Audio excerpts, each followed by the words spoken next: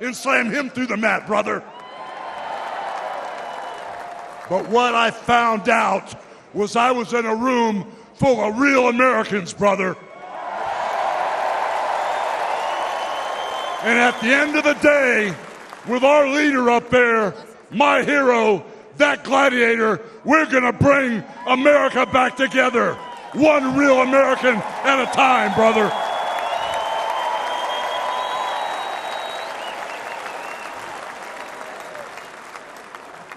You know something? I've seen some great tag teams in my time. Hulk Hogan and, ooh yeah, the Macho Man Randy Savage. But you know something? I see the greatest tag team of my life standing upon us, getting ready to straighten this country out for all the real Americans.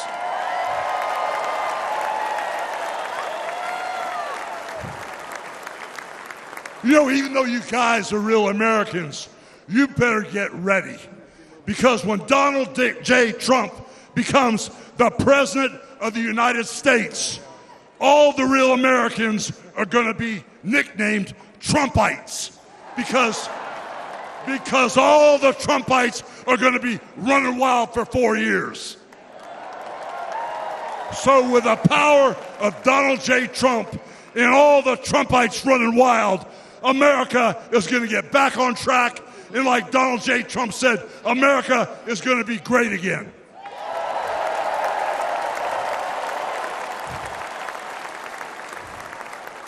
You know, when I look out and I see all the real Americans, I think about how Donald Trump, his family was compromised. When I look out there and I see Donald Trump, I think about how his business was compromised. But what happened last week when they took a shot at my hero and they tried to kill the next President of the United States? Enough was enough. And I said, let Trumpomania run wild, brother. Let Trumpomania rule again. Let Trumpomania make America great again.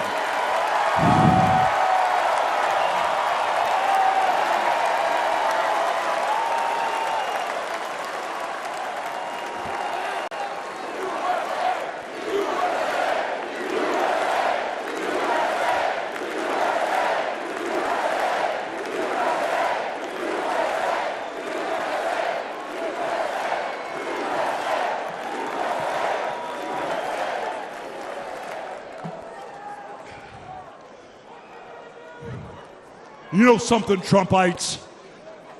I didn't come here as Hulk Hogan, but I just had to give you a little taste. You know, my name is Terry Bollea. And as an entertainer, I love you too. And as an entertainer, I tried to stay out of politics. But after everything that's happened to our country over the past 4 years, and everything that happened last weekend, I can no longer stay silent.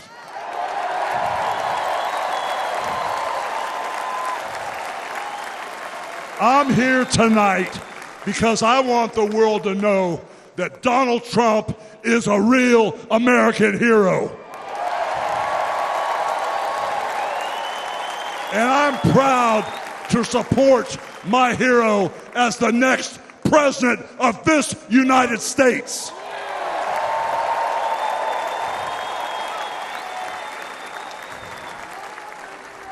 You know, guys, I've known Donald Trump for over 35 years. You know, hold on a second, hold on. I just had a flashback. Man. This is really tripping. You know, the last time I was up on stage, Donald Trump was sitting at ringside at the Trump Plaza. I was bleeding like a pig, and I won the world title right in front of Donald J. Trump. And you know something? He's gonna win in November, and we're all gonna be champions again when he wins.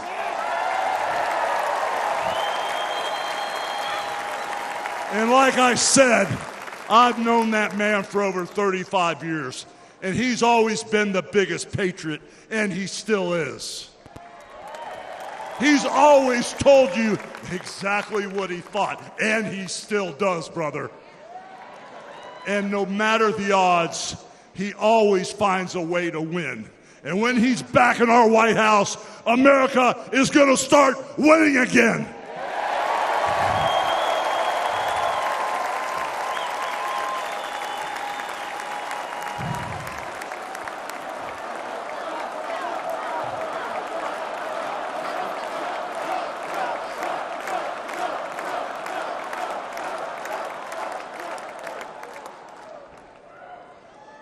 You know, guys, over my career, I've been in the ring with some of the biggest, some of the baddest dudes on the planet. And I've squared off against warriors, ooh yeah, savages. And I've even, like I said, body slammed giants in the middle of the ring. And I know tough guys. But let me tell you something, brother. Donald Trump is the toughest of them all.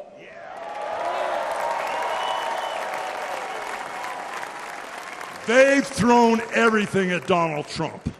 All the investigations, the impeachments, the court cases, and he's still standing and kicking their butts.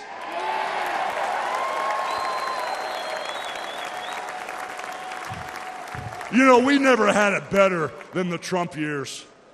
Back then, we had a thriving economy. We had strong borders. We had safe streets. We had peace and respect around the world. But then we lost it all in a blink of an eye. Crime is out of control. The border is out of control. The price of food and gas and housing is out of control. And the only person who can clean this up is Donald Trump.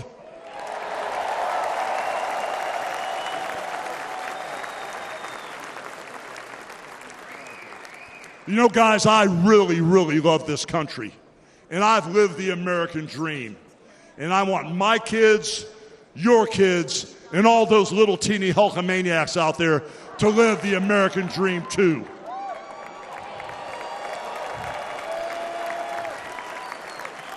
This November, guys, we can save the American dream for everyone. And Donald Trump is the president who will get the job done. So all you criminals, all you lowlifes, all you scumbags, all you drug dealers, and all you crooked politicians need to answer one question, brother. What you gonna do when Donald Trump and all the Trumpomaniacs run wild on you, brother? God bless you, and thank you.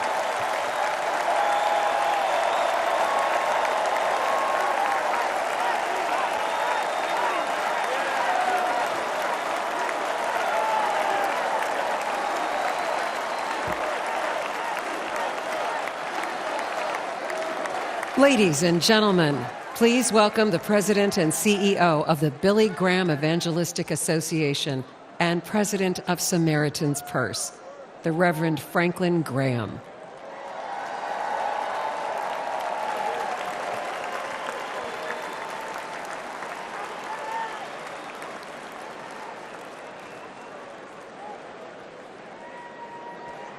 Good evening.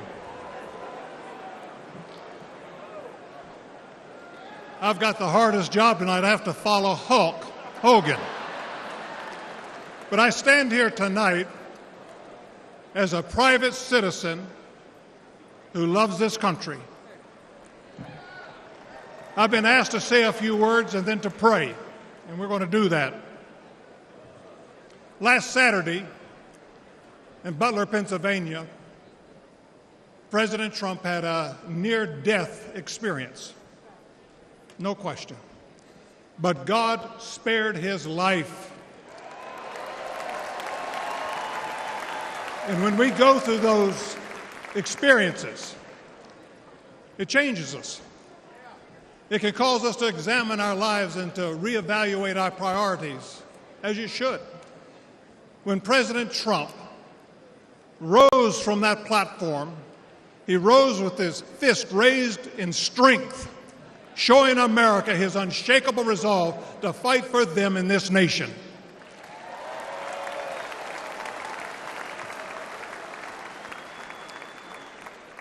I cannot explain why God would save one life and allow another one to be taken. I don't have the answer for that. But one thing I do know is that God loves us, and He wants us to be with Him in heaven one day. And that's through faith in His Son, Jesus Christ. You see, the Bible says that God so loved the world that He gave His only begotten Son, that whosoever believeth in Him shouldn't perish but should have everlasting life. For as long as I've known President Trump, I've found him to be a man of his word. Things that he said he'll do, he did.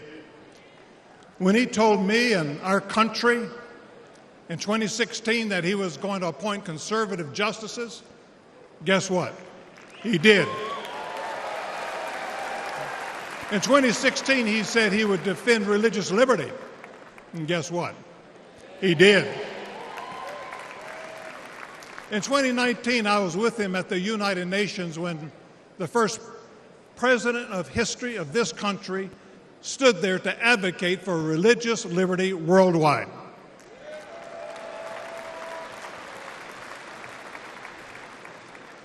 When American citizen and Pastor Andrew Brunson was being held in a Turkish jail on false accusations, President Trump demanded that he be released. And he applied economic pressure and sanctions until they did that. I'm grateful and thankful for what he did as a 45th president of the United States. And I know that as the 47th president, he will keep his word to the American people to make America great once again.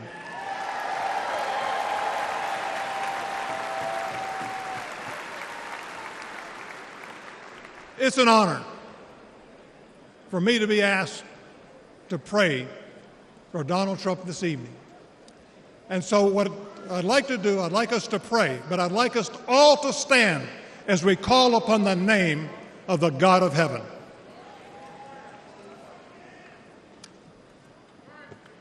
Our Heavenly Father, we come before you this evening with grateful hearts.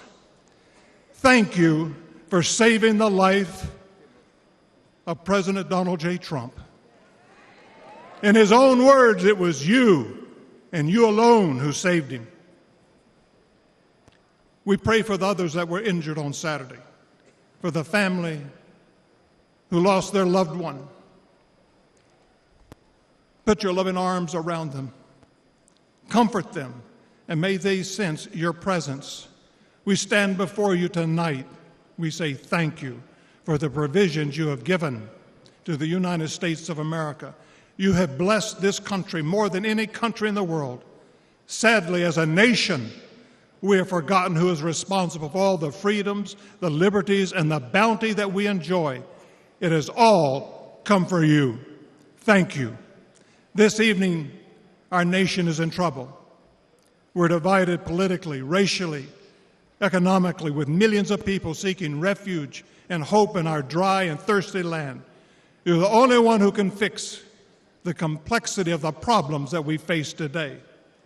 We pray for President Trump that you would give him wisdom, strength, and a clear vision for the future of this nation and the task that is at hand. Continue to protect him from his enemies. I pray that you would surround him with men and women who will give him sound counsel and guidance. We pray for Melania, for Barron, and for all the President Trump's children and grandchildren. We pray for Senator J.D. Vance, his wife Ulsa, along with their young family. We're thankful for his strong stand for defending life. As your word instructs, we also pray for the leaders of our nation, whether they're Republican, Democrat, or Independent. We know that all authority comes from you.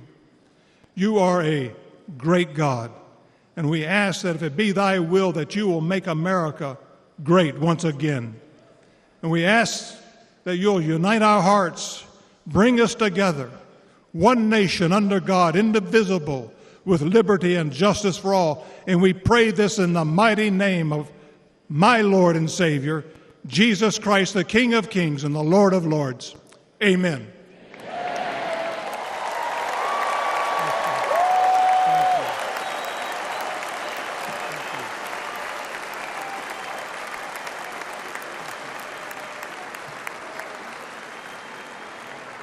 Ladies and gentlemen, please welcome businessman and Executive Vice President of the Trump Organization, Eric Trump.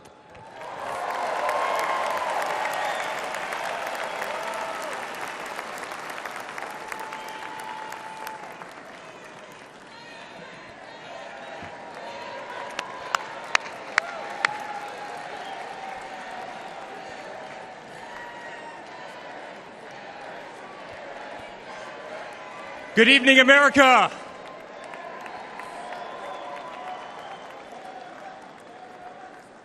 Eight years ago, my father sat our family down.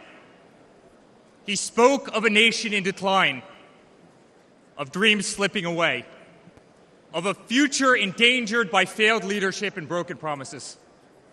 It was in that moment I knew my father had made a decision that would forever change our lives.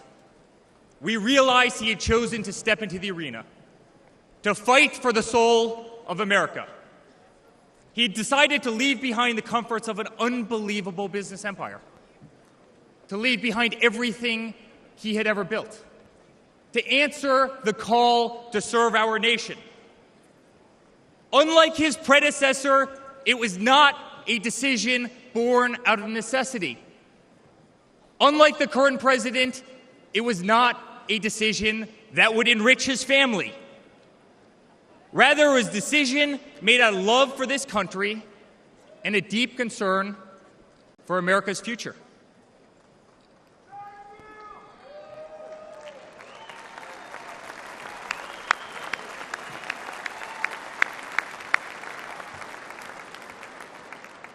My father was clear it would not be easy, that there would be a huge price to pay, and that the attacks would be vicious. Looking back, that was an understatement. The made-up Russia hoax, the sham impeachments, the efforts to destroy an unbelievable company, a company that I run today, the efforts to cancel us, to silence him, to gag his free speech, and to drag him through every radical left courthouse in America, to take his life. Yet through it all, he's shown unwavering courage and determination, not just in public, but in every private conversation with me and our family.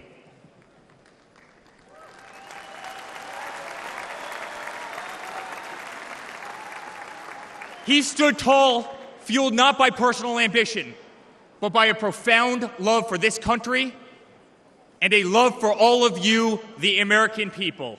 That man is my father. That man is the 45th president and soon to be 47th president of the United States. That man is Donald J. Trump.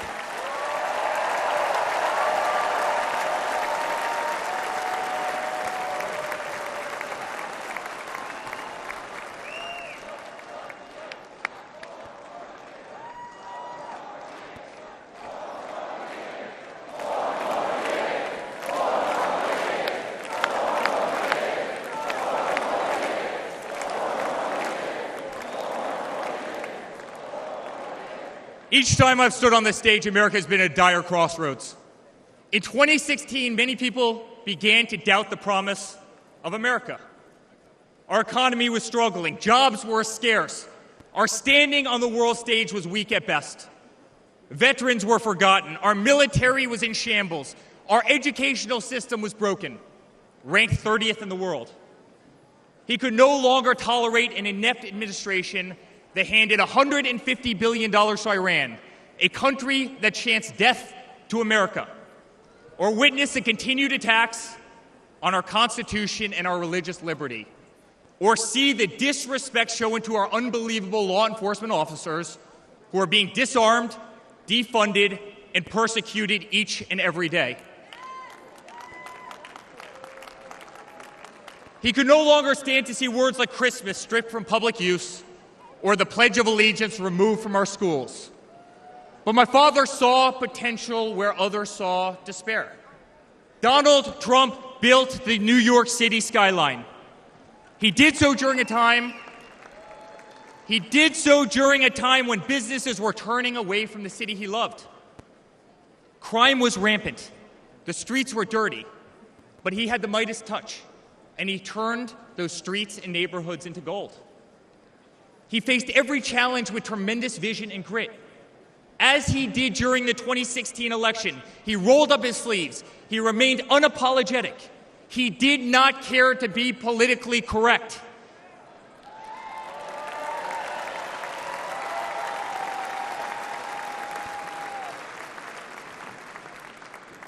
He restored hope. He restored a voice to millions of Americans who had been ignored. He restored the American dream. Under my father's leadership, the economy climbed to record heights. Jobs were created at an unthinkable pace. Unemployment reached historic lows across all demographics. Wage growth soared. He cut taxes for hardworking families and businesses. He slashed regulations. We saw the greatest 401k increase in American history.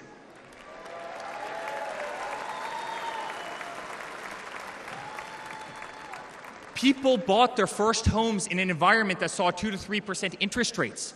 They started their families. My father made the United States energy independent with the lowest gas prices in decades.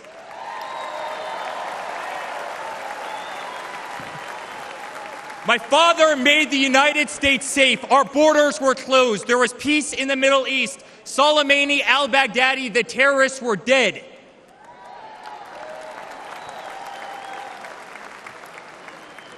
My father made the United States respected again, with the courage to walk into countries like North Korea, with the courage to impose tariffs on China, and with the courage to tear up trade deals that cost Americans their jobs.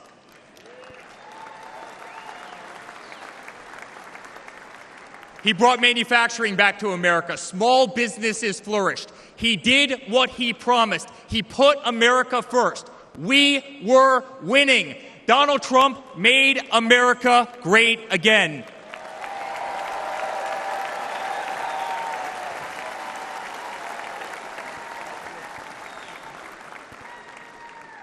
But he also created a movement that threatened the special interests and the political elites. A movement that cast a bright light on the institutions weaponized against the American people. You see it in our schools. God bless the moms who fought back.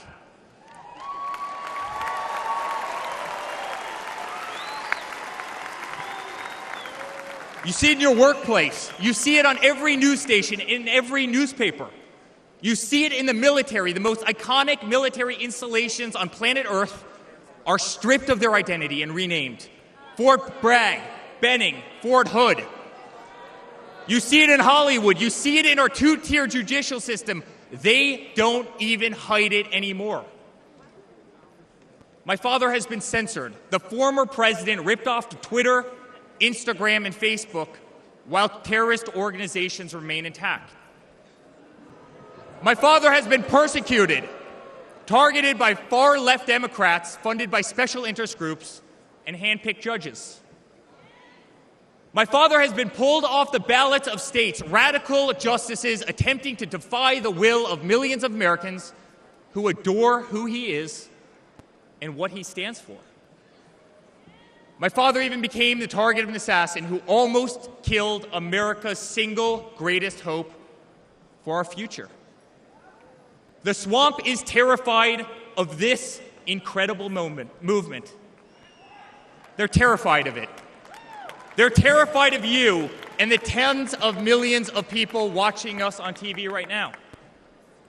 They've tried everything to keep him from you, everything, to destroy his legacy, to destroy his family. They have failed, and they will not win.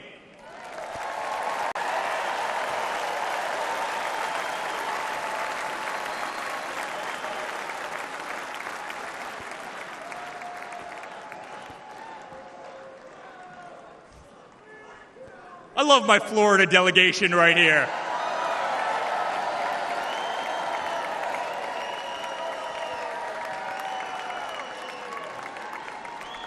Thank you, guys. My father stands before you with the most votes of any Republican candidate in the history of our nation. He has defied the predictions of every political pundit. He fills stadiums across our country. He energizes Americans to the issues facing this nation and does so with unvarnished honesty. He is not a threat to democracy. He is a threat to those who despise our republic, many of whom are bought and sold, bribed and coerced, people who have never signed the front of a check and who have been dependent on the government their entire adult lives.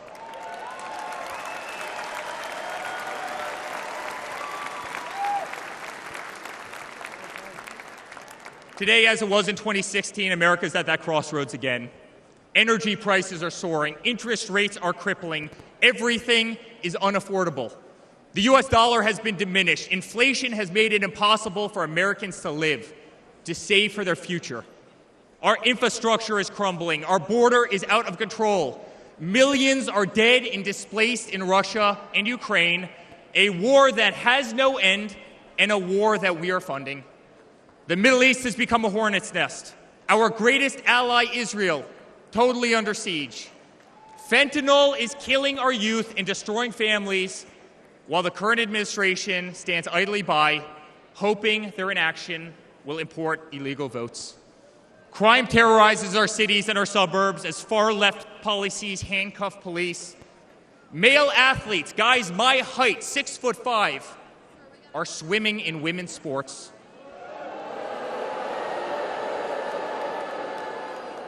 Destroying the dreams of young girls who have trained every minute of their lives. We no longer trust our elections. We no longer trust our judicial system. And we no longer believe that our government is working in our best interest.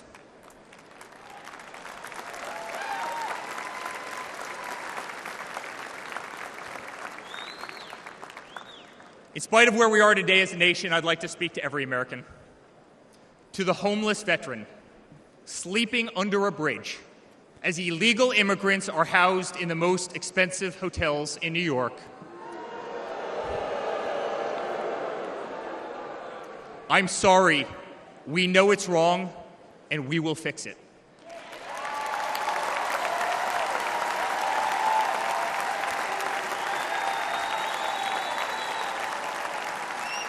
To the single mother who can no longer afford her rent, afford groceries, and has been forced to work 3 jobs, I'm sorry. It does not have to be this way. To the parents who lost a son or daughter to fentanyl, including the incredible woman that spoke the other night, while an administration does absolutely nothing, I'm sorry. Your government can do so much better, and it will.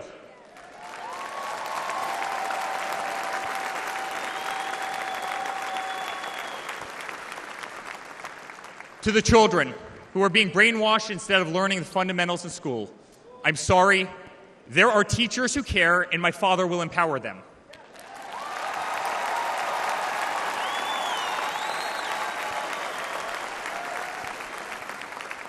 To the law enforcement officers, our brave Border Patrol, Secret Service agents who work every single day to protect our communities, knowing damn well that the system will throw you under the bus, I'm sorry. We will stand behind you.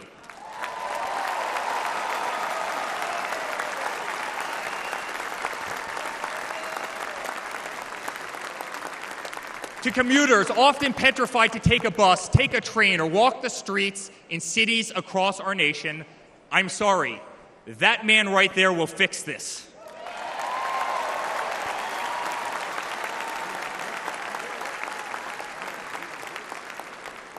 To the construction workers, to the middle-class families, to the families with children with disabilities, families who can no longer afford medical benefits or to take a vacation, I'm sorry. We will make America great again.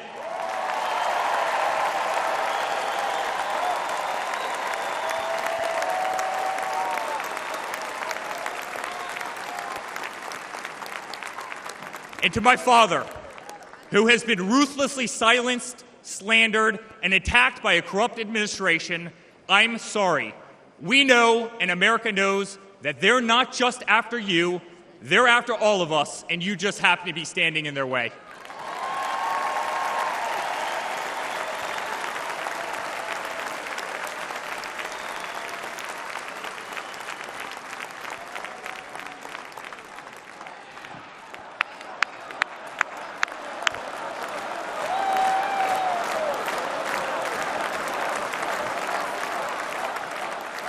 To all Americans watching tonight, the greatest retribution will be our success. Success not just for ourselves, but for our grandchildren and our children. Under President Donald J. Trump, the swamp will be drained. America will be respected. Our cities will be safe. Our streets will be clean. And our border will once again be secure.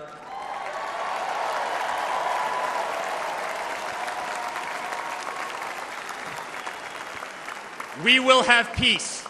We will have prosperity. Your hard-earned tax dollars will enrich a better America, not be squandered in corrupt foreign nations. Education will be handed back to the states. We will no longer be 30th in the world. We will be first.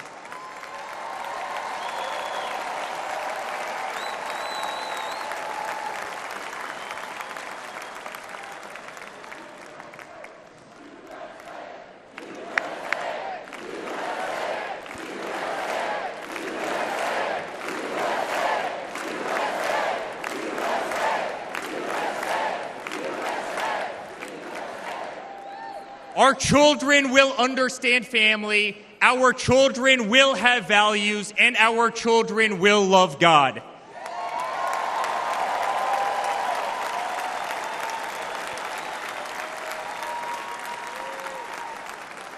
Our country will prioritize free speech, respect freedom of religion, and honor our Constitution.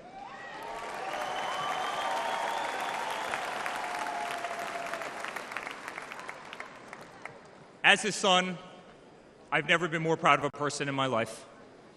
A man who has defied all odds more than once. A man who believed in the promise of America when others turned away.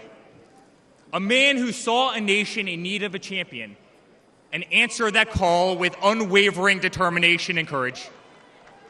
A man who survived a bullet that was intended to eliminate him permanently from our future and from our family. Never have I been more proud to be a Trump.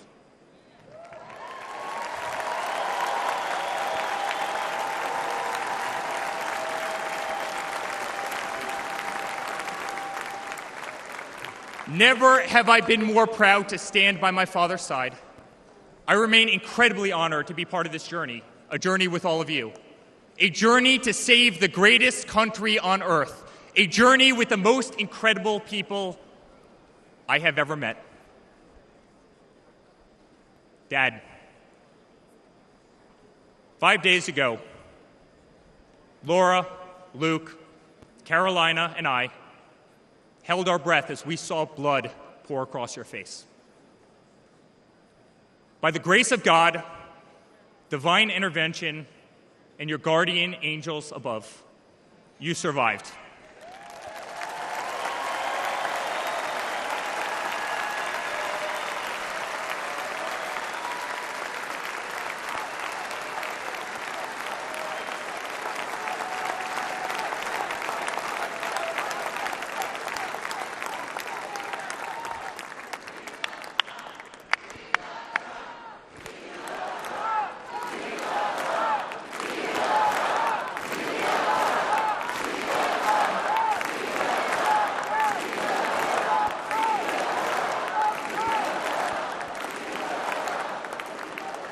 You are the greatest fighter I have ever seen. You are strong, you are full of life, and you are unapologetic. Your optimism is contagious. Your backbone is unbreakable. Your conviction to fight for what is right and against all that is wrong is truly next level.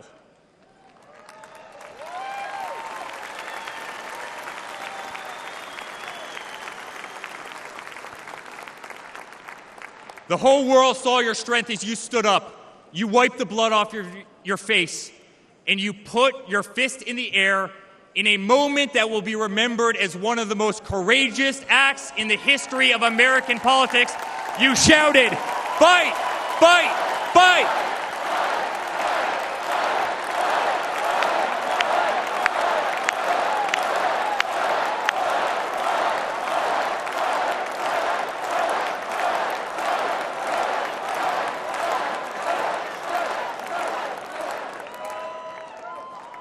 I'm honored to be your son. I'm honored to speak to our great nation tonight. You are a true leader. You epitomize strength. Our country loves you. Our country appreciates you. Our country misses you. And on November 5th, our country will re-elect you as the 47th President of the United States of America. Good night, Milwaukee. God bless you all.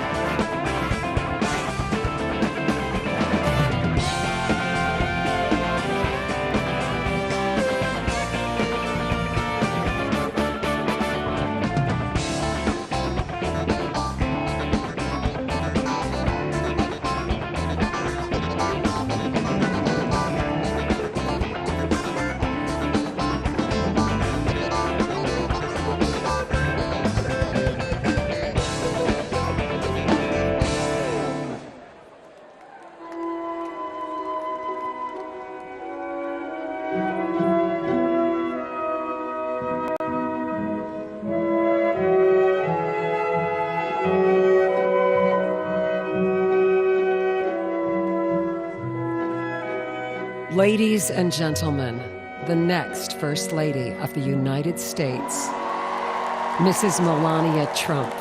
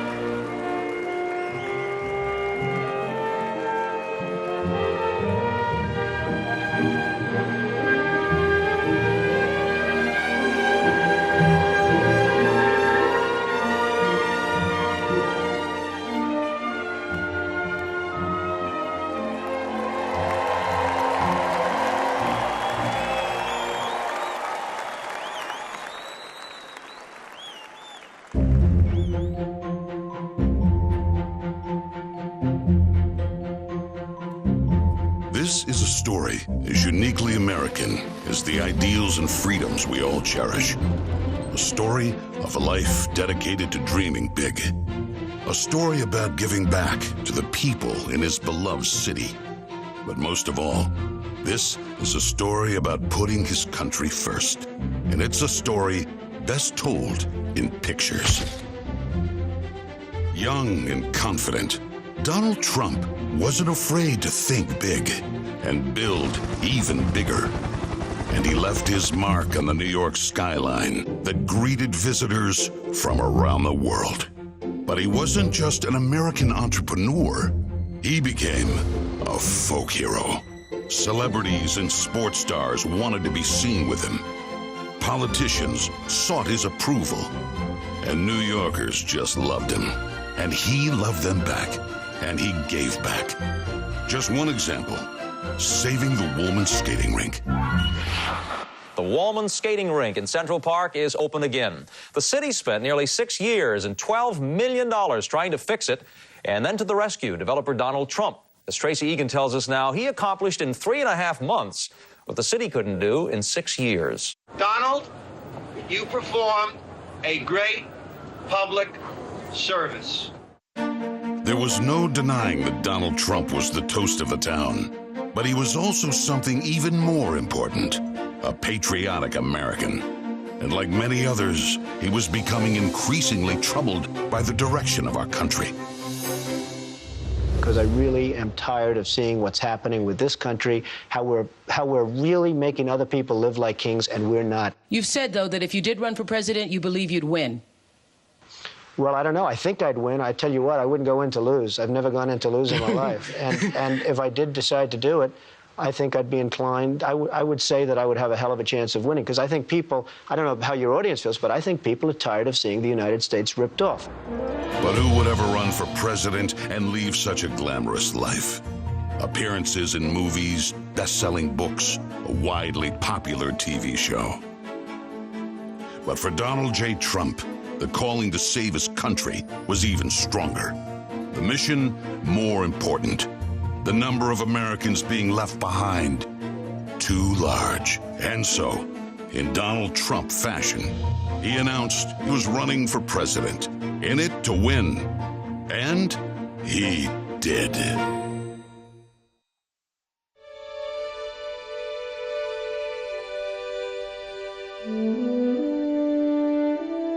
From his first day in office, the Washington politicians learned something about President Trump. He's not afraid to fight for what he believes in. They call that having the courage of your convictions. First up, the Trump tax cuts, largest in America's history, and it led to higher take-home pay for working families. Unfortunately, today, taxes are up and incomes down. The politicians just never learn. Next for President Trump, secure our border. Check. Miles and miles of wall built. ISIS and other terrorists deterred. But now, we have the Barney Fife of border security, leading to 250,000 Americans dead from fentanyl coming in. Brutal migrant crime spreading across America. And ISIS now here. President Trump promised he'd keep America out of endless wars. Welcome words to the families of our young men and women who serve. And another promise kept. He started by strengthening our military, then traveled the world, meeting with our allies, and even with our main adversaries, just so they understood that America's strength and resolve was back. Because that's what a strong commander-in-chief does. And it led to a stable world at peace and our troops safe. Today, a different story. Our enemies smelled weakness, then set the world on fire. Putin saw it, then invaded Ukraine. Hamas saw it, then started a war in the Middle East.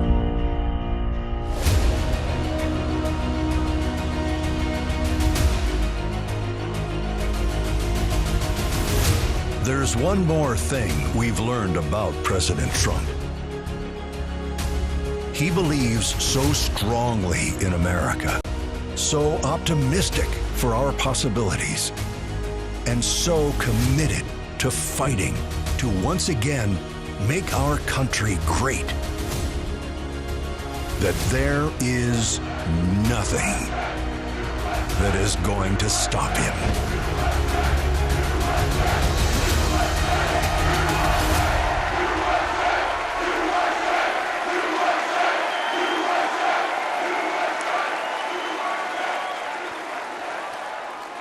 Ladies and gentlemen, please welcome Kid Rock.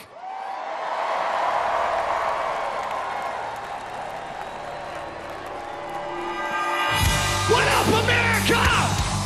If you're ready for President Trump to take the stage, I need everybody to stand up.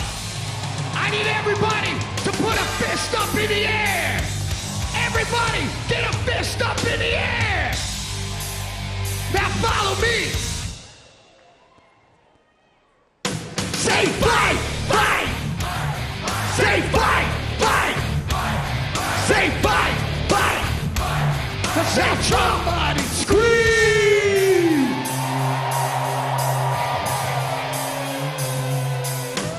The devil without a cause. I'm back with the beaver hats and Ben Davis slacks. 30-pack of stroll, straight rock and roll. No Rogaine in the propane flow. The chosen one, I'm the living proof. With the gift to gab from the city of truth. You know I jab, stab, and knock critics back. And I did not stutter when I said that. I'm going platinum, selling rhymes. I went platinum 7 times. Still they ill and wanna see us fry. I guess because only God knows why. Oh, they call me cowboy. I'm the singer of black. Throw a fist in the air. Let me see where you're at. Say fight, fight. Say fight, fight. Say fight, fight. I say Trump, Trump.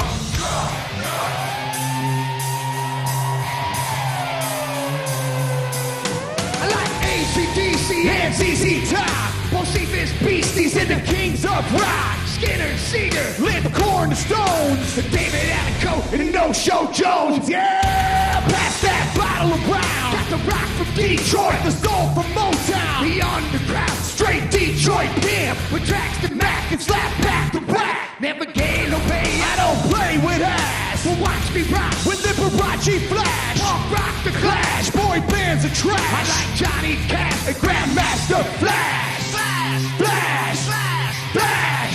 Oh, they call me cowboy. I'm a singer of black. Throw a fist in the air. Let me see where you're at. Say fight, fight. Say fight, fight. Say fight, fight. I say Trump, Trump.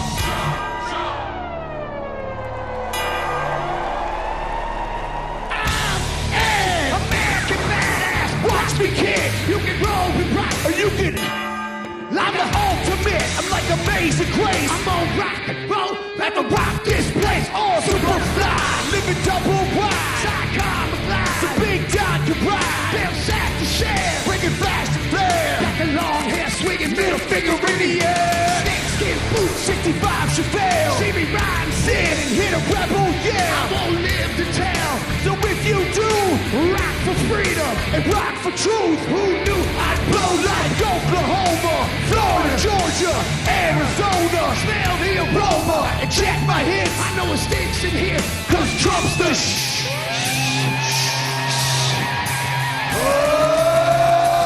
They call me cowboy, I'm a singer of black. Throw a fist in the air, let me see where you're at. Say Trump, Trump.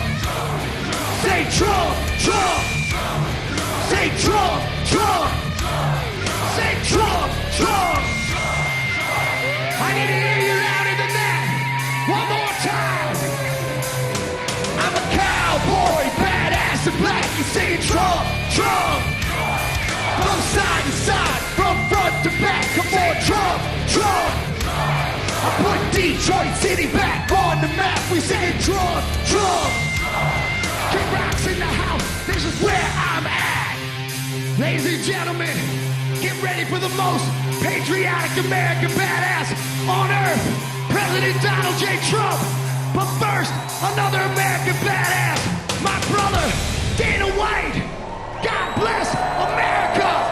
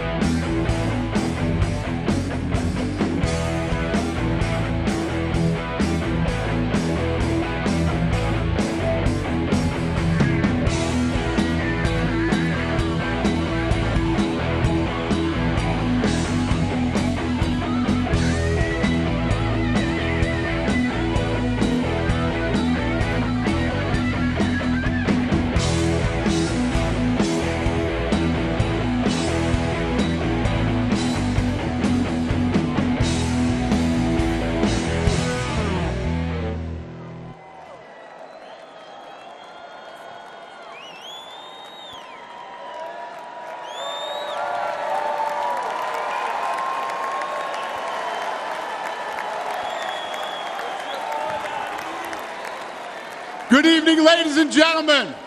I am Dana White. I am the CEO and president of the Ultimate Fighting Championship.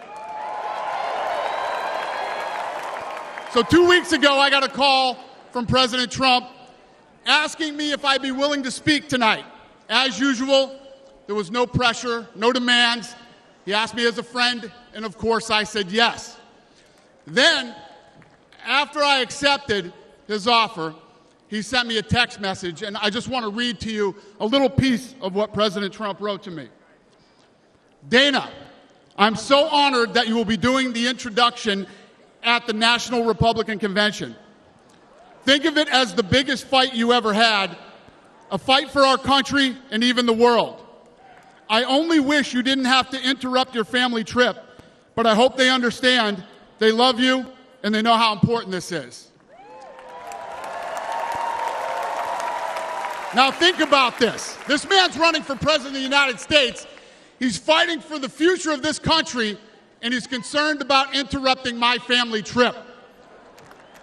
That's the President Trump that I know, a man who truly cares about people.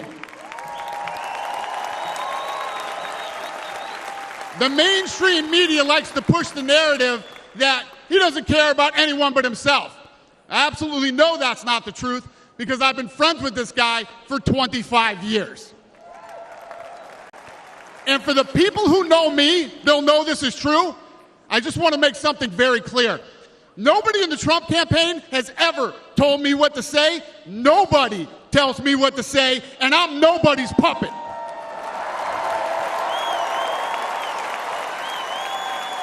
And I'm not telling you what to think. I'm telling you what I know. And I know President Trump. I know President Trump is a fighter. I've been saying this since 2015. Now look at what's happened over the last 10 years. We have all seen it with our own eyes. I'm in the tough guy business, and this man is the toughest, most resilient human being that I've ever met in my life. The higher the stakes, the harder he fights, and this guy never, ever gives up. So what's at stake here? The answer is in President Trump's text, and I quote, "A fight for our country." I know why he's running for president again. Why else would he put himself through everything he's dealt with just to get back here? We all know he doesn't need this. This guy's got a great life. He has a beautiful family, and he has achieved everything that you could possibly achieve in life. I know President Trump is literally putting his life on the line for something bigger than himself, and he's willing to risk it all because he loves this country.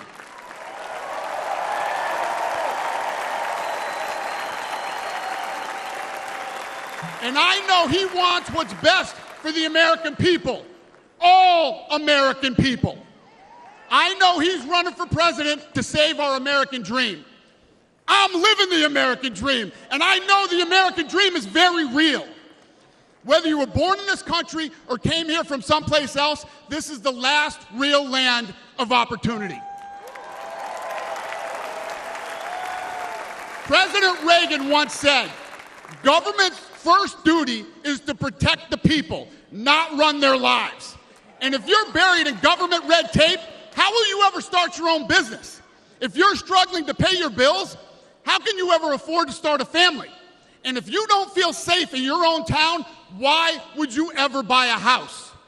I know that President Trump is fighting to save the American dream, and that's what's at stake in this election. We are choosing who we want to lead us in this fight. I know President Trump is a proven leader, a fearless leader, and this country was in a much better place when he was in the Oval Office. In my mind, the choice is clear. But this election, we all get to choose. I know I'm going to choose strength and security. I know I'm going to choose opportunity and prosperity. I know I'm going to choose real American leadership and a real American badass.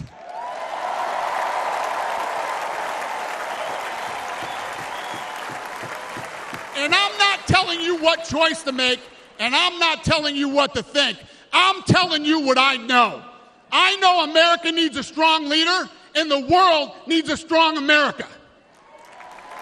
I know Donald J. Trump is the best choice for President of the United States. My fellow Americans, it is my honor to introduce the 45th and soon-to-be 47th President of the United States, Donald J. Trump.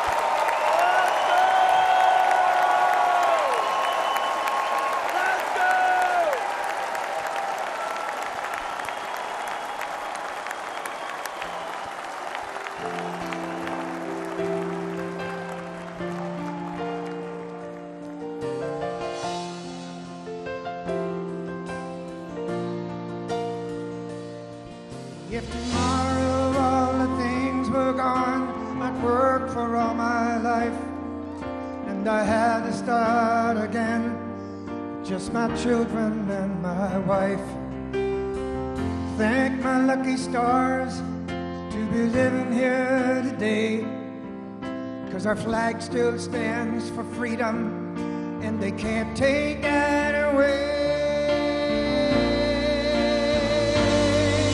And I'm proud to be an American, where at least I know I'm free, and I won't forget the men who died, who gave that right to me, and I gladly stand up next to you and defend her still today, 'cause there ain't no doubt I love this land. Sing it.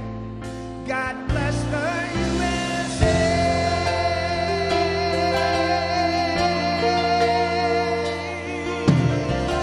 Yeah. Oh.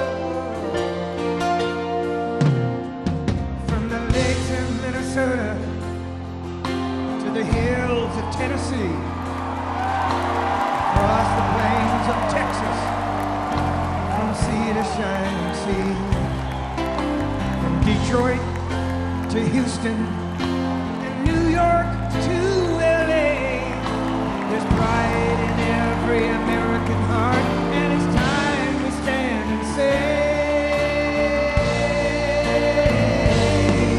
that I'm proud to be an American, where at least I know I'm free, and I won't forget the men who died, who gave that right to me, and I gladly stand up next to you and defend her still today, 'cause there ain't no doubt I love this land.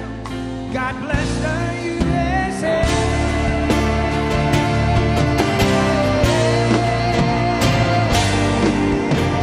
And I'm proud to be an American, where at least I know I'm free, and I won't forget the men who died, who gave that right to me, and I gladly stand up next to you and defend her still today, 'cause there ain't no doubt I love this land. God bless the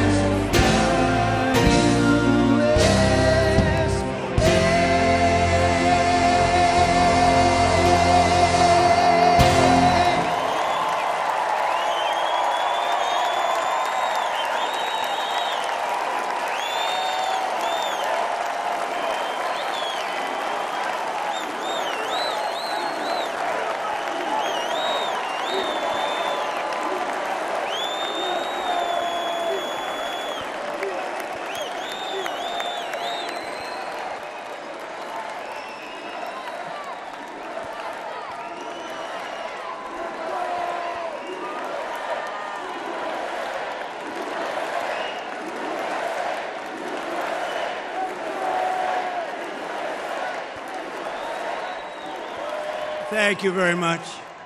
Thank you very, very much. Wow. And thank you, Dana. Thank you, Kid Rock, sometimes referred to as Bob.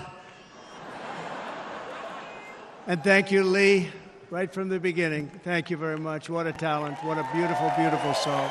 Thank you.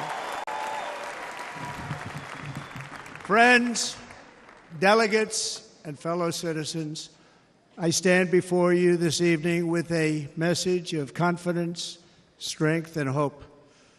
4 months from now, we will have an incredible victory, and we will begin the 4 greatest years in the history of our country.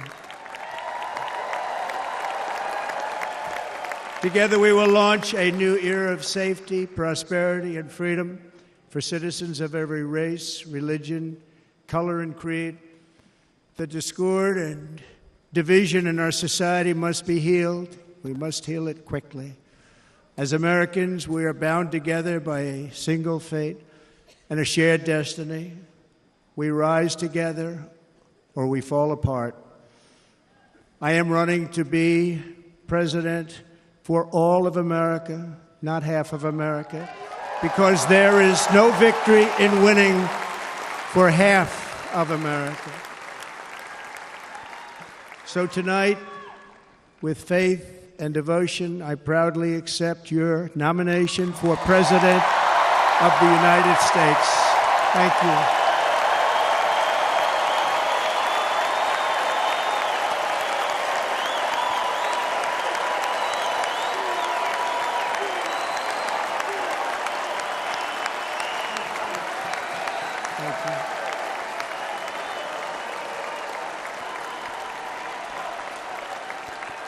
Thank you very much.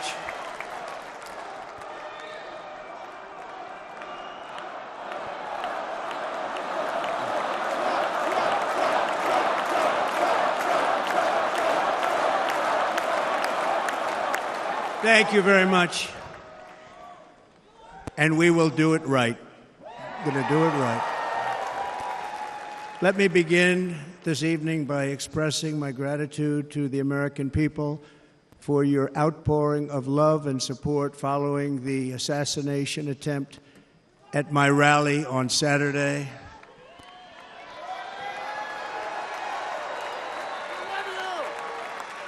As you already know, the assassin's bullet came within a quarter of an inch of taking my life. So many people have asked me, what happened? Tell us what happened, please. And therefore, I will tell you exactly what happened, and you'll never hear it from me a second time because it's actually too painful to tell. It was a warm, beautiful day in the early evening in Butler Township in the great Commonwealth of Pennsylvania. Music was loudly playing, and the campaign was doing really well. I went to the stage, and the crowd was cheering wildly. Everybody was happy. I began speaking very strongly, powerfully, and happily, because I was discussing the great job my administration did on immigration at the southern border. We were very proud of it.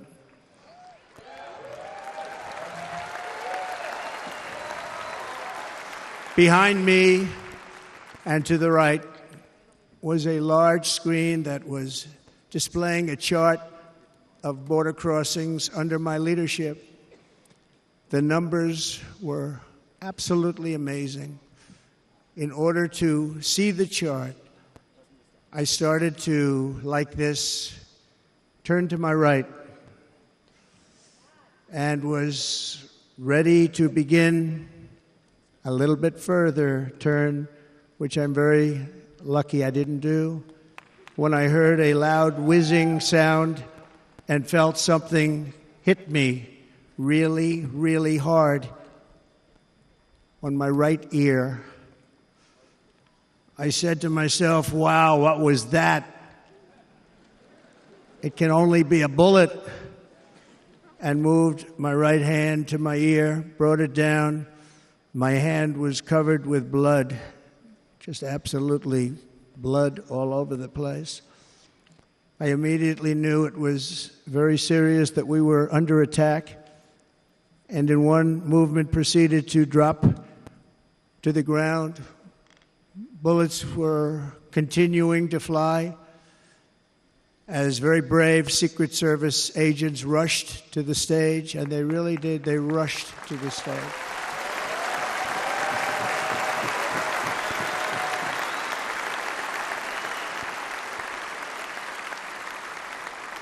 These are great people, at great risk, I will tell you, and pounced on top of me so that I would be protected. There was blood pouring everywhere, and yet, in a certain way, I felt very safe because I had God on my side. I felt that.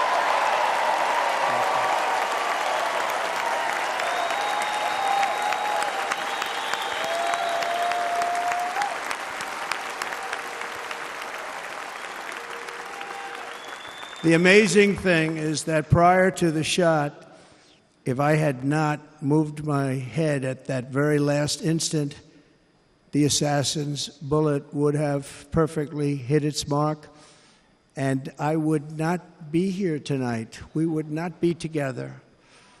The most incredible aspect of what took place on that terrible evening in the fading sun was actually seen later.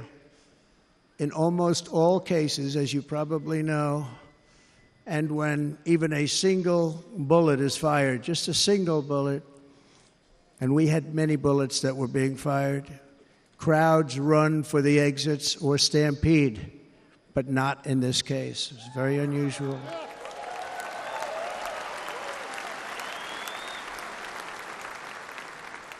This massive crowd of tens of thousands of people stood by and didn't move an inch.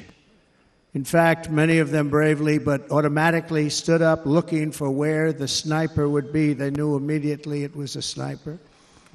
And then began pointing at him. You can see that if you look at the group behind me. That was just a small group compared to what was in front. Nobody ran, and by not stampeding, many lives were saved. But that isn't the reason that they didn't move. The reason is that they knew I was in very serious trouble. They saw it. They saw me go down. They saw the blood and thought, actually most did, that I was dead. They knew it was a shot to the head. They saw the blood. And there's an interesting statistic. The ears are the bloodiest part. If something happens with the ears, they bleed more than any other part of the body. For whatever reason, the doctors told me that. I said, why is there so much blood? He said, it's the ears. They bleed more. So we learned something, but this beautiful crowd, they didn't want to leave me. They knew I was in trouble. They didn't want to leave me. And you can see that love written all over their faces. Incredible people. They're incredible people. Bullets were flying over us, yet I felt serene. But now the Secret Service agents were putting themselves in peril. They were in very dangerous territory. Bullets were flying right over them, missing them by a very small amount of inches. And then it all stopped. Our Secret Service sniper, from a much greater distance and with only one bullet used, took the assassin's life, took him out.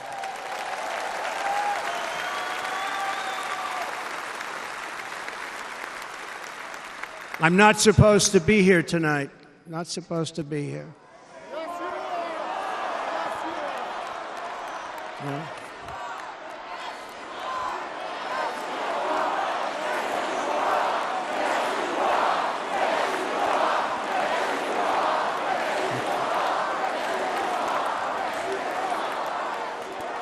Thank you. But I'm not. And I'll tell you, I stand before you in this arena only by the grace of Almighty God.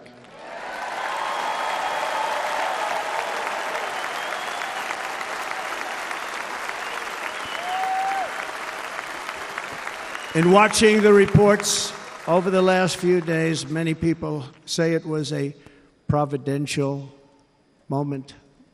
Probably was. When I rose, surrounded by Secret Service, the crowd was confused because they thought I was dead, and there was great, great sorrow. I could see that on their faces as I looked out.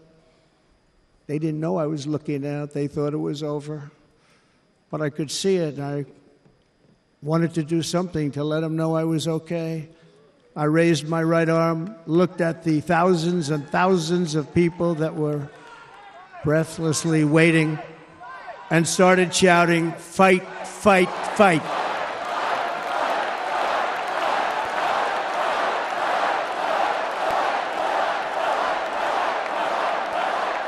Thank you. Once my clenched fist went up, and it was high into the air. You've all seen that. The crowd realized I was okay and roared with pride for our country like no crowd I have ever heard before. Never heard anything like it. For the rest of my life, I will be grateful for the love shown by that giant audience of patriots that stood bravely on that fateful evening in Pennsylvania. Tragically, the shooter claimed the life of one of our fellow Americans, Corey, comparator, unbelievable person, everybody tells me. Unbelievable. And seriously wounded, two other great warriors, spoke to them today, David Dutch and James Copenhaver, two great people. I also spoke to all three families of these tremendous people. Our love and prayers are with them and always will be. We're never going to forget them. They came for a great rally. They were serious Trumpsters, I want to tell you. They were serious Trumpsters and still are. But Corey, unfortunately, we have to use the past tense. He was incredible. He was a highly respected former fire chief, respected by everybody. Was accompanied by his wife, Helen, incredible woman. I spoke to her today, devastated, and two precious daughters. He lost his life selflessly acting as a human shield to protect them from flying bullets. He went right over the top of them and was hit. What a fine man he was.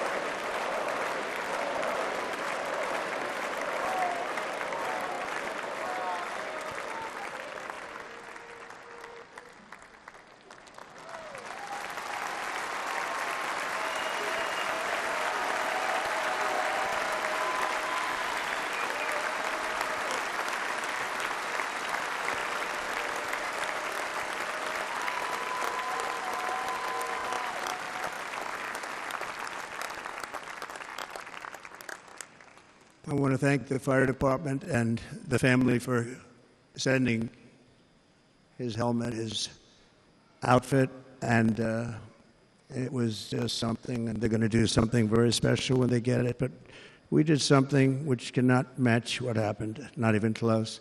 But I am very proud to say that over the past few days, we've raised $6.3 million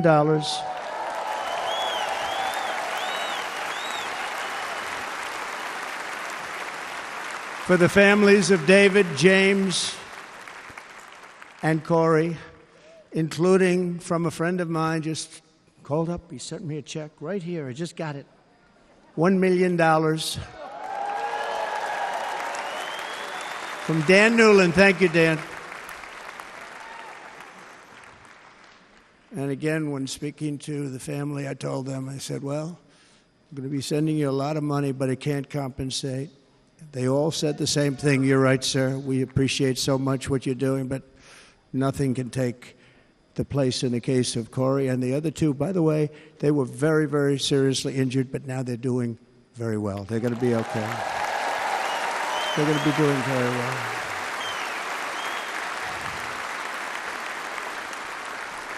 They're warriors.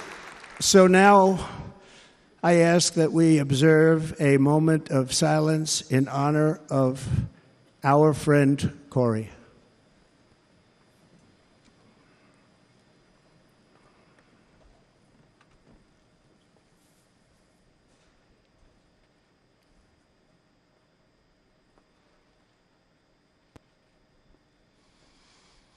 There is no greater love than to lay down one's life for others.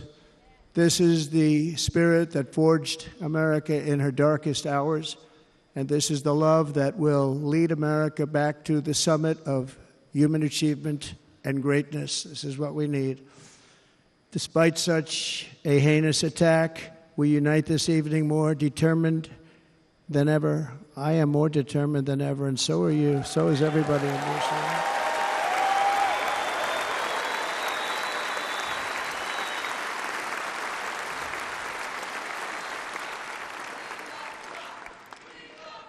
Thank you. Thank you very much.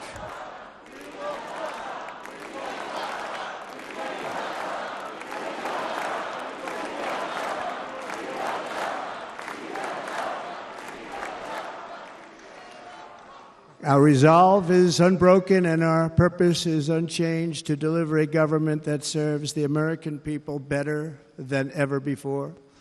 Nothing will stop me in this mission because our vision is righteous and our cause is pure. No matter what obstacle comes our way, we will not break, we will not bend, we will not back down, and I will never stop fighting for you, your family, and our magnificent country. Never.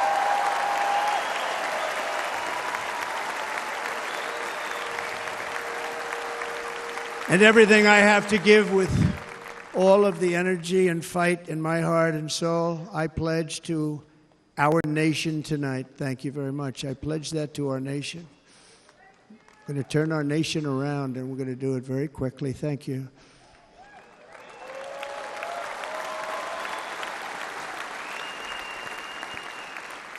This election should be about the issues facing our country and how to make America successful, safe, free, and great again.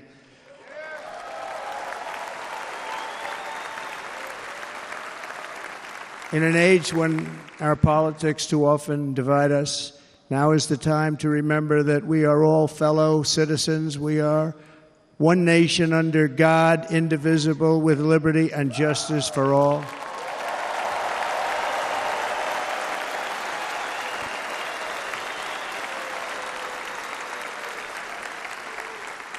And we must not criminalize dissent or demonize political disagreement, which is what's been happening in our country lately at a level that nobody has ever seen before. In that spirit, the Democrat Party should immediately stop weaponizing the justice system and labeling their political opponent as an enemy of democracy. Especially since that is not true. In fact, I am the one saving democracy for the people of our country.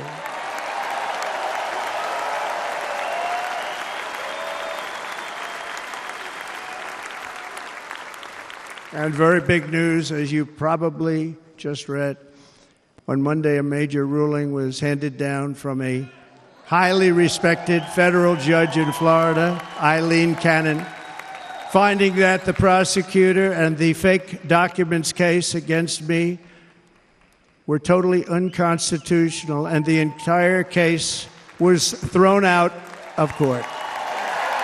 With all of that publicity, thrown out of court. If Democrats want to unify our country, they should drop these partisan witch hunts, which I have been going through for approximately 8 years.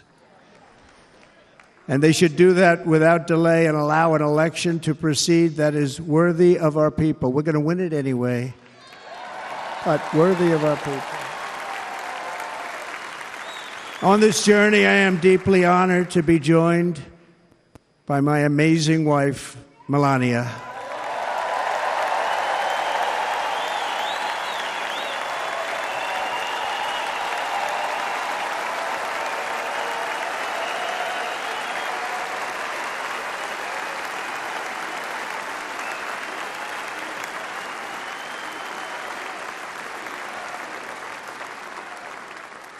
And Melania, thank you very much. You also did something really beautiful, a letter to America calling for national unity, and it really took the Republican Party by surprise. I will tell you, it was beautiful.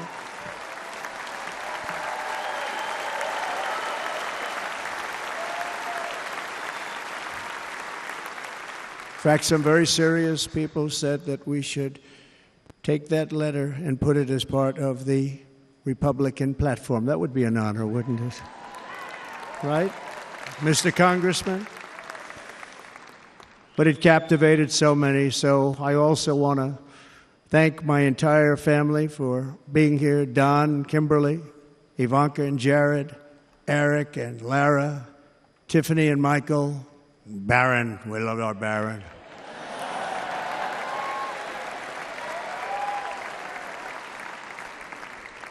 And of course, my 10 wonderful grandchildren. You saw a few of them up there on my lap before.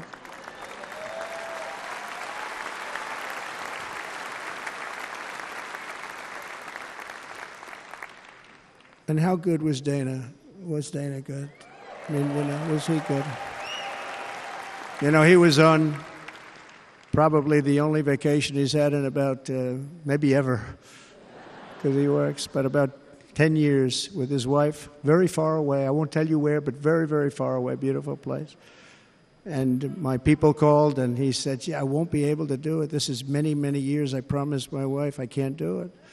And they came in, they said, Dana won't be able to do it, because he was my first, second, and third choice.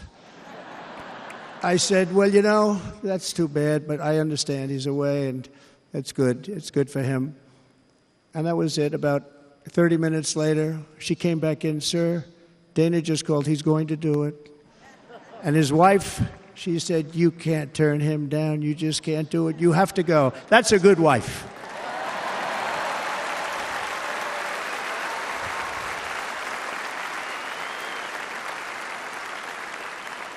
So he got on a plane. He got here a little while ago. Now he's going to get on the plane in a little while, and he's going to go back home to his wife. But they're great, and I just want to thank her and him and their whole family, because that's not easy. And Kid Rock, same thing. Called, he said, I want to be a part of it. I want to be a part, because, Kid does his great song, Big, Big Monster song. I had no idea. He became a friend of mine over the last 10 years. And he's amazing. Everyone loves him. I didn't even know how big he was. He has rallies, 35, 40,000 people he gets every time he goes out.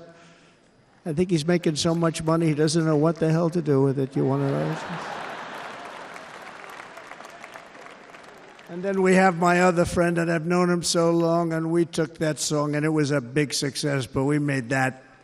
I saw a chart of great songs to America. That was #1 on the chart recently, #1. So that's Lee Greenwood, a very special, beautiful person. He's a beautiful man. But they all wanted to be here. They called. And how about the Hulkster? How good was he? Is he up? Where is he? Boy, oh boy.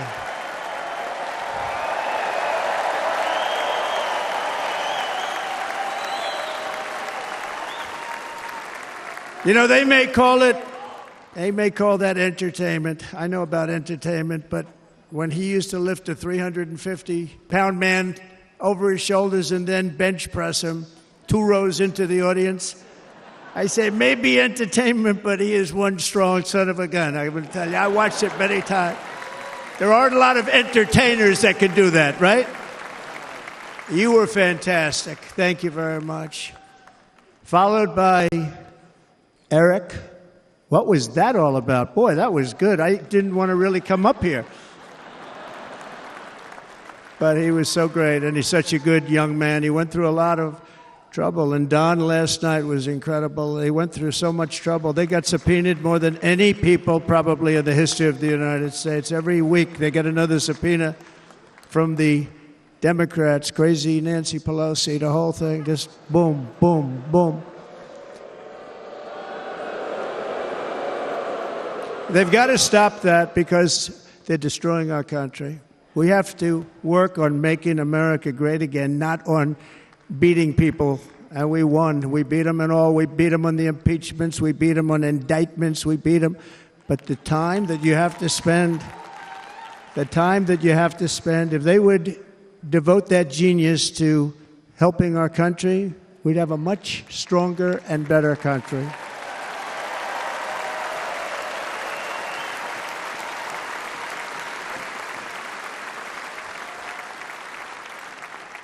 And Jason, the biggest star in country music. Jason, thank you for being here. Jason, thank you very much. Jason Aldean, he's good. I like his wife even better, by the way. She's here. Thank you, Jason. But I'm thrilled to have a new friend and partner fighting by my side. The next Vice President of the United States, the current Senator from Ohio, J.D. Vance, and his incredible wife, Usha.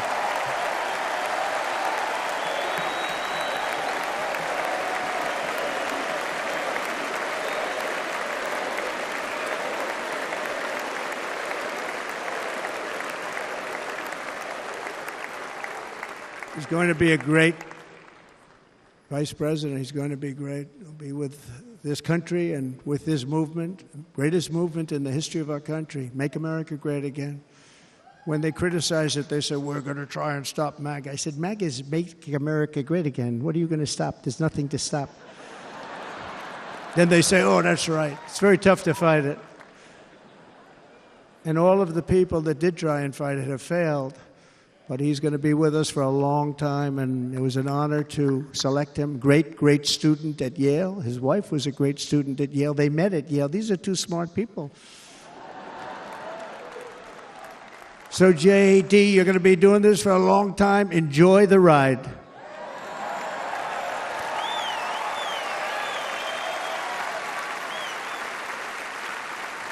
And a very special thank you to the extraordinary people of Milwaukee and the great state of... Oh, there they are. There they are. You are so easy to spot. And Green Bay's going to have a good team this year, right? They're going to have a good team. They're going to have a good team. Most of the audience doesn't like it, but it's true. You're going to have a very good team this year.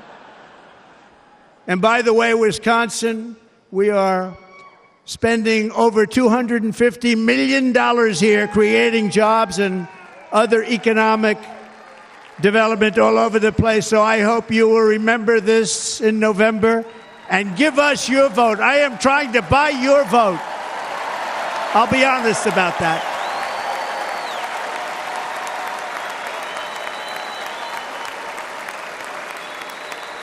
And I promise we will make Wisconsin great again. We're going to make it. Thank you, Mr. Governor. Thank you very much. Thank you. I'm here tonight to lay out a vision for the whole nation, to every citizen, whether you're a young or old man or woman, Democrat, Republican, or independent, black or white, Asian or Hispanic. I extend to you a hand of loyalty and of friendship. Together we will lead America to new heights of greatness like the world has never seen before. We were right there in the first term. We got hit with COVID. We did a great job. Nobody knew what it was, but nobody's ever seen an economy pre-COVID. And then we handed over a stock market that was substantially higher than just prior to COVID. Coming in, did a great job. Never got credit for that. We got credit for the war and defeating ISIS and so many things, the great economy, the biggest tax cuts ever, the biggest regulation cuts ever, the creation of Space Force, the rebuilding of our military. We did so much. We did so much. Right to try. Right to try is a big deal. We got right to try. They were trying to get that for 52 years. Somebody's terminally ill.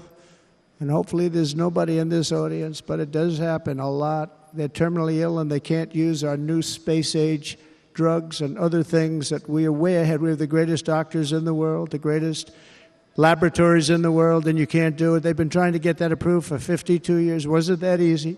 The insurance companies didn't want to do it. They didn't want the risk. The labs didn't want to do it because if it didn't work, people are pretty far down the line toward death. They didn't want to do it. The doctors didn't want to have it on their records, so I got everybody into an office. 52 years they tried. Sounds simple, but it's not. And I got them to agree that somebody that needs it will, instead of going to Asia, Europe, or someplace, or if you have no money going home and dying, just die. We got them to sign an agreement, agree to it, where they're not going to sue anybody. They're going to get all of this stuff. They're going to get it really fast. And What's happened is we're saving thousands and thousands of lives. It's incredible. Right to try. It's a great feeling. Under our leadership, the United States will be respected again. No nation will question our power. No enemy will doubt our might.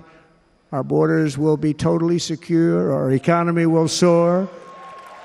We will return law and order to our streets, patriotism to our schools, and importantly, we will restore peace, stability, and harmony all throughout the world. But to achieve this future, we must first rescue our nation from failed and even incompetent leadership. We have totally incompetent leadership. This will be the most important election in the history of our country. Under the current administration, we are indeed a nation in decline. We have an inflation crisis that is making life unaffordable, ravaging the incomes of working and low-income families, and crushing, just simply crushing our people like never before. They've never seen anything like it. We also have an illegal immigration crisis, and it's taking place right now as we sit here in this beautiful arena. It's a massive invasion at our southern border that has spread misery, crime, poverty, disease, and destruction to communities all across our land. Nobody's ever seen anything like it. Then there's an international crisis, the likes of which the world has seldom been part of. Nobody can believe what's happening. War is now raging in Europe and the Middle East.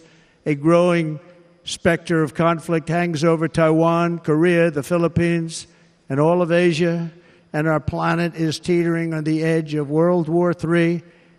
And this will be a war like no other war because of weaponry. The weapons are no longer army tanks going back and forth shooting at each other. These weapons are obliteration. It's time for a change. This administration can't come close to solving the problems. We're dealing with very tough, very fierce people. They're fierce people. And we don't have fierce people. We have people that are a lot less than fierce, except when it comes to cheating on elections and a couple of other things. Then they're fierce. Then they're fierce. So tonight, I make this pledge to the great people of America. I will end the devastating inflation crisis immediately, bring down interest rates, and lower the cost of energy. We will drill, baby, drill.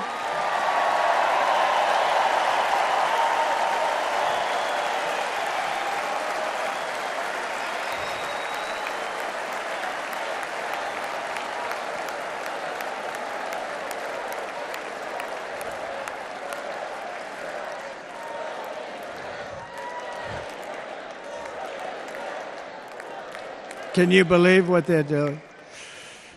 But by doing that, we will lead a large-scale decline in prices. Prices will start to come down. Energy raised it. They took our energy policies and destroyed them. Then they immediately went back to them, but by that time, so much was lost. But we will do it at levels that nobody's ever seen before, and we'll end lots of different things. We'll start paying off debt and start lowering taxes even further. We gave you the largest tax cut. We'll do it more. You know, people don't realize I brought taxes way down, way down, and yet we took in more revenues the following year than we did when the tax rate was much higher. Most people said, how did you do that? Because it was incentive. Everybody was coming to the country. They were bringing back billions and billions of dollars into our country. The companies made it impossible to bring it back. The tax rate was too high, and the legal complications were far too great. I changed both of them, and hundreds of billions of dollars by Apple and so many other companies were brought back into our nation, and we had an economy the likes of which no nation had ever seen. China, we were beating them at levels that were incredible. And they know it. They know it. We'll do it again, but we'll do it even better.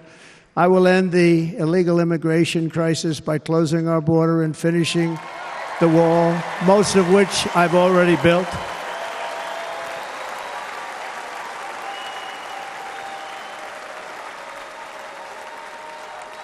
On the wall, we were dealing with a very difficult Congress. And I said, oh, that's okay. We won't go to Congress. I call it an invasion. We gave our military almost $800 billion. I said, I'm going to take a little of that money because this is an invasion. And we built, most of the wall is already built. And we built it through using the funds because what's better than that? We have to stop the invasion into our country that's killing hundreds of thousands of people a year. We're not going to let that happen. I will end every single international crisis that the current administration has created, including the horrible war with Russia and Ukraine, which would have never happened if I was president, and the war caused by the attack on Israel, which would have never happened if I was president. Iran was broke. Iran had no money. Now Iran has $250 billion. They made it all over the last 2.5 years. They were broke. I watched the other day on a show called Deface the Nation. Has anyone seen it? And they had a congressman who was a Democrat say, well, whether you like him or not, Iran was broke dealing with Trump. I told China and other countries, if you buy from Iran, we will not let you do any business in this country, and we will put tariffs on every product you do send in of 100% or more. And they said to me, well, I think that's about it. They weren't going to buy any oil. And they were ready to make a deal. Iran was going to make a deal with us. And then we had that horrible, horrible result that we'll never let happen again. The election result, we're never going to let that happen again. They used COVID to cheat. We're never going to let it happen again.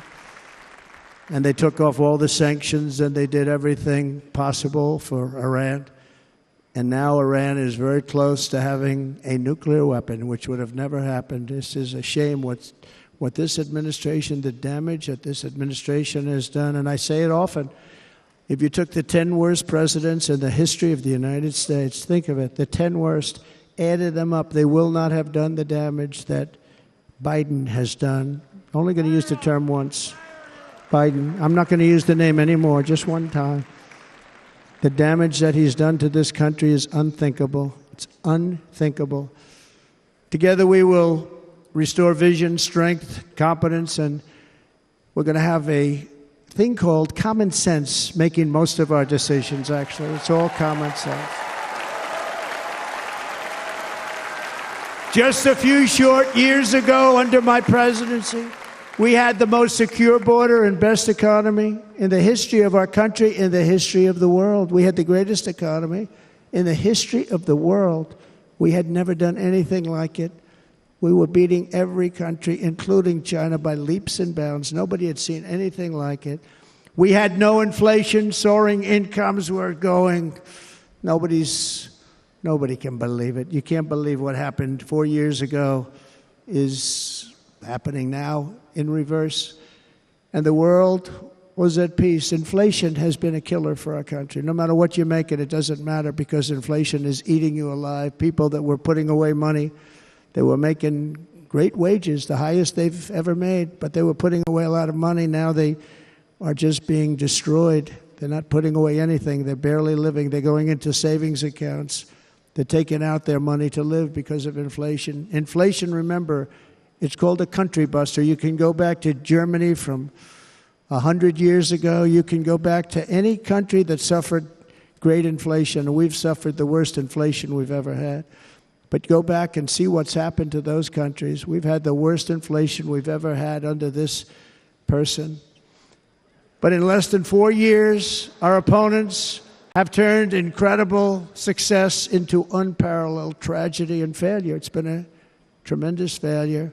Today, our cities are flooded with illegal aliens. Americans are being squeezed out of the labor force and their jobs are taken. And by the way, you know who's taking the jobs that are created?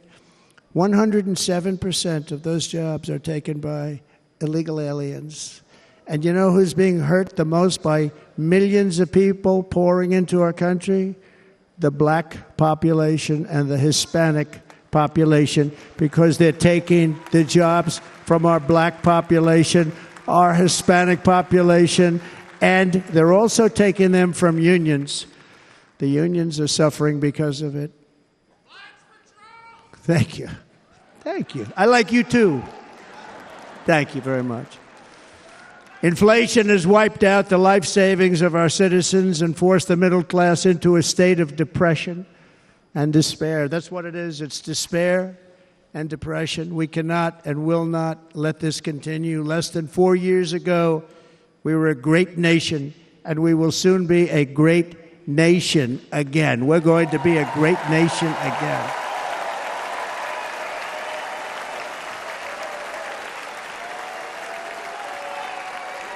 Thank you. With proper leadership, every disaster we are now enduring will be fixed, and it will be fixed very, very quickly. So tonight, whether you've supported me in the past or not, I hope you will support me in the future, because I will bring back the American dream. That's what we're going to do. You don't even hear about the American dream anymore. With great humility, I am asking you to be excited about the future of our country. Be excited. Be excited.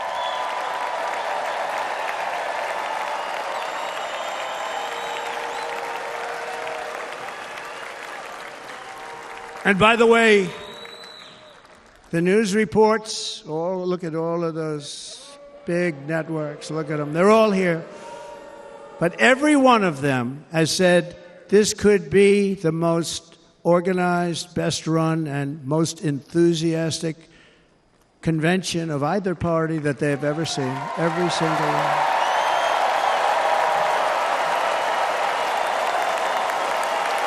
And it's true. It's true. And there's love in the room. There's great love in the room.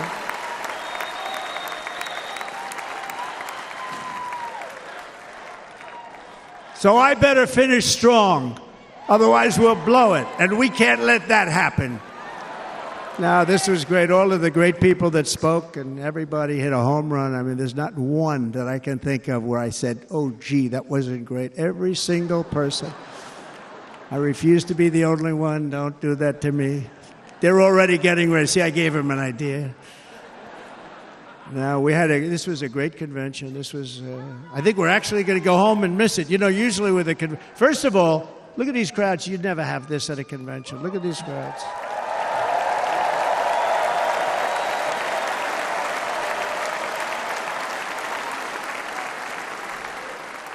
Love. It's about love. This week, the entire Republican Party has formally adopted an agenda for America's renewal, and you saw that agenda. And it's very short compared to the long, boring, meaningless agendas of the past, including the Democrats. They write these things that are hundreds of pages long, and they never read them after they're done. In their case, fortunately, they don't read them because they're pretty bad.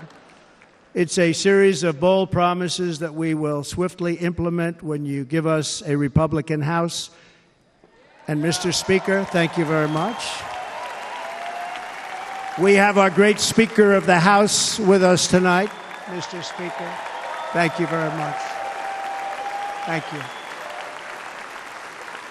A Republican Senate. We have many senators here. And send me back to our beautiful White House just a few short months from now. We're talking about just months. It can't come fast enough. We have to get it done. First, we must get economic relief to our citizens. Starting on day one, we will drive down prices and make America affordable again. We have to make it affordable. It's not affordable. People can't live like this. Under this administration, our current administration, groceries are up 57%, gasoline is up 60% and 70%, mortgage rates have quadrupled. And the fact is, it doesn't matter what they are because you can't get the money anyway. You can't buy houses. Young people can't get any financing to buy a house. The total household costs have increased an average of $28,000 per family under this administration. Republicans have a plan to bring down prices and bring them down very, very rapidly. By slashing energy costs, we will in turn reduce the cost of transportation, manufacturing, and all household goods. So much starts with energy. And remember, we have more liquid gold under our feet than any other country by far. We are a nation that has the opportunity to make an absolute fortune with its energy. We have it, and China doesn't. Under the Trump administration, just 3.5 years ago, we were energy independent. But soon, we will actually be better than that. We will be energy dominant and supply not only ourselves, but we will supply the rest of the world with numbers that nobody has ever seen, and we will reduce our debt, $36 trillion. We will start reducing that, and we will also reduce your taxes still further. Next, and by the way, they want to raise your taxes 4 times, think of it. And all my life I grew up watching politicians. I always loved politics, I guess. I was on the other side. I'd watch and they were always talking about, we will give you a tax cut. We will give you a tax cut. My whole life I was watching, I will give you a tax cut, right, Mr. Congressman? That's all they talked about. This is the only administration that said, we're going to raise your taxes by 4 times what you're paying now, and people are supposed to vote for them? I've never heard it. You're paying too much. We're going to reduce your taxes still further. We gave you the biggest one, as I said. We're going to give you more, and it's going to lead to tremendous growth. We want growth in our country. That's what's going to pay off our debt.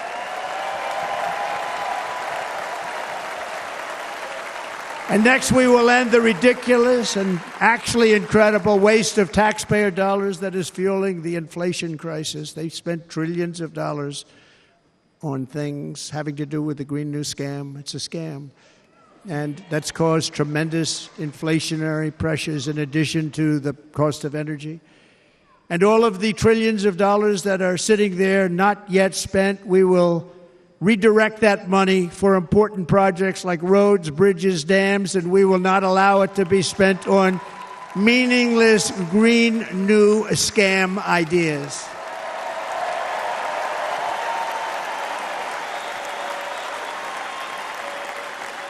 And I will end the electric vehicle mandate on day 1.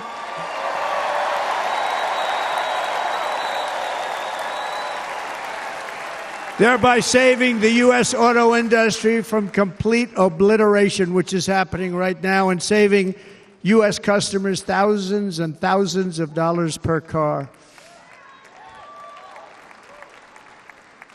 And right now, as we speak, large factories just started are being built across the border in Mexico. So with all the other things happening on our border, and they're being built by China to make cars and to sell them into our country.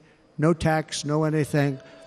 The United Auto Workers ought to be ashamed for allowing this to happen. And the leader of the United Auto Workers should be fired immediately. And every single auto worker, union and non-union, should be voting for Donald Trump, because we're going to bring back car manufacturing, and we're going to bring it back fast.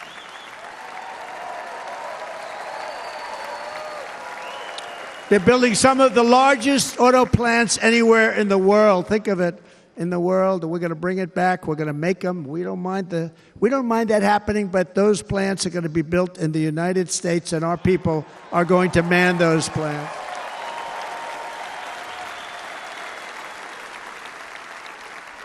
And if they don't agree with us, we'll put a tariff of approximately 100 to 200% on each car, and they will be unsellable in the United States. We have long been taken advantage of by other countries. And think of it, oftentimes these other countries are considered so-called allies. They've taken advantage of us for years. We lose jobs, we lose revenue, and they gain everything and wipe out our businesses, wipe out our people.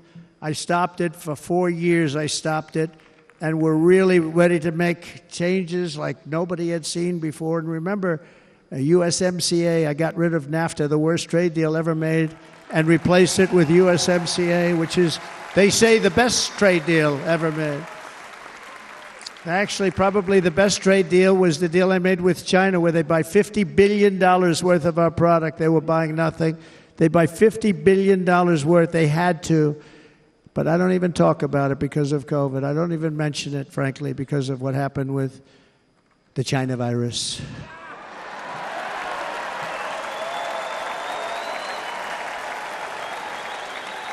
We will not let countries come in, take our jobs, and plunder our nation. They come and do that. They plunder our nation. The way they will sell their product in America is to build it in America. Very simple. Build it in America and only in America.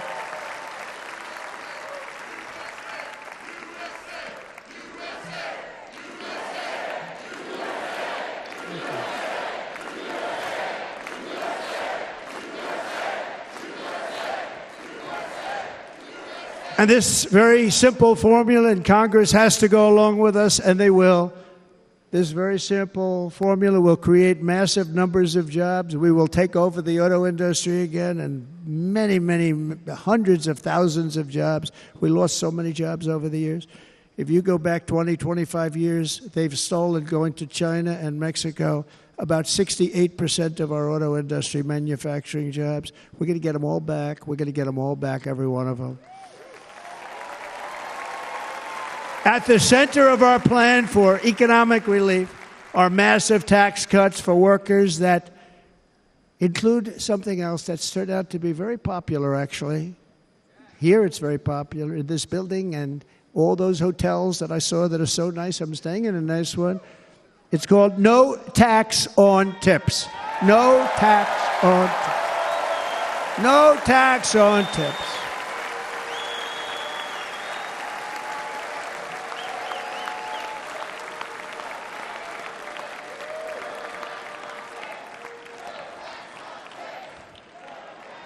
I got that by having dinner recently in Nevada, where we're leading by about 14 points.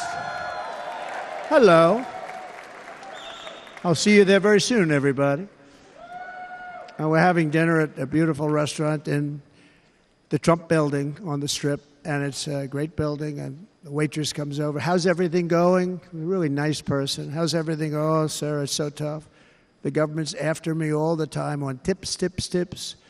I said, well, they give you cash. Would they be able to find him? She said, actually, and I didn't know this, she said, very little cash is given. It's all put right on the check.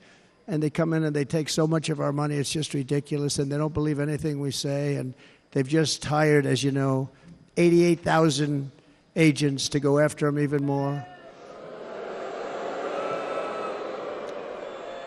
And I said, this shows the level of my, most people go out, they hire consultants, they pay them millions of dollars. But I said to her, let me just ask you a question. Would you be happy if you had no tax on tips? She said, what a great idea. I got my information from a very smart waitress. That's better than spending millions of dollars. And everybody loves it. Waitresses and caddies and drivers and everybody. It's a large group of people that are being really hurt badly. They make money, let them keep their money. I'm going to protect Social Security and Medicare. Democrats are going to destroy Social Security and Medicare because all of these people, by the millions they're coming in, they're going to be on Social Security and Medicare and other things, and you're not able to afford it. They are destroying your Social Security and your Medicare. Under my plan, incomes will skyrocket, inflation will vanish completely, jobs will come roaring back, and the middle class will prosper like never, ever before, and we're going to do it very rapidly.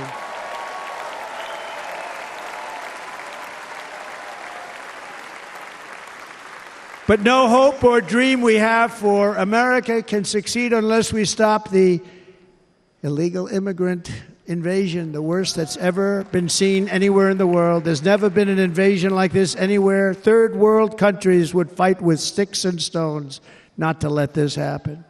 The invasion at our southern border, we will stop it, and we will stop it quickly. You heard Tom Homan yesterday. Tom Homan, put him in charge and just sit back and watch. Brandon Judd, the Border Patrol, he's incredible. These guys, they really, their job is a lot easier if they don't have to do anything, but they want to. They're patriots. Brandon Judd, Border Patrol, ICE. ICE goes out. You have to see what ICE does with MS-13. You have these are probably the worst gang, and ICE goes in there. And I know a lot of people in these rows here, and they're very tough people, but they don't want to do this job. they'll go into a pack of MS-13 killers. They're the worst, probably the worst gangs in the world. We have thousands of them. I moved thousands and thousands out in my 4 years. We moved them out, and it was a pleasure. But ICE would go right into a pack of these killers, and you see fists flying, you see everything flying, and then they take them. They put them in a paddy wagon. They take them back, and they get them out of our country. And the other countries weren't accepting them back, and I called up, and I said, tell them that we're not giving them economic aid anymore. And the next day, I got calls from all of these countries that were terminated. Billions of dollars we spend on economic aid to countries that does us, frankly, no good. And the next day I was called by everybody. I couldn't take all the calls. Sir, what's the problem? I said, you won't take your killers back that you sent in caravans into America. You won't take them back. Well, sir, if you'd like us to, we would give very serious consideration to doing that. And within 24 hours, they were being taken back. For years and years, when I first came in, they said President Obama tried to get him to go back, and they wouldn't accept him. They'd put planes on the runway so you couldn't leave the plane. They'd close the road so you couldn't take the buses. They'd all have to turn back. As soon as I said no more economic aid of any kind to any country that does that, they called back and they said, sir, it would be our great honor to take MS-13. We love them very much. We love them very much, sir. We'll take them back. At the heart of the Republican platform is our pledge to end this border nightmare and fully restore the sacred and sovereign borders of the United States of America, and we're going to do that on day one.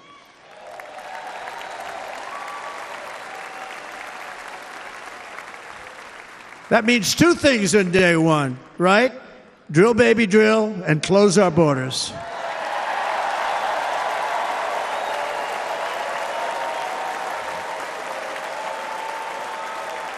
And by the way, and I think everybody as a Republican, as a patriot in this room, and most Democrats, we want people to come into our country, but they have to come into our country legally. Legally. Less than 4 years ago, I handed this administration the strongest border in American history. But you can see on the chart that saved my life, that was the chart that saved my life. I said, look it, I'm so proud of it. I think it's one of the greatest, it was done by the Border Patrol, one of the greatest charts I've ever seen. It showed everything just like that. You know the chart. Oh, there it is. That's pretty good. Wow. Last time I put up that chart, I never really got to look at it. But without that chart, I would not be here today.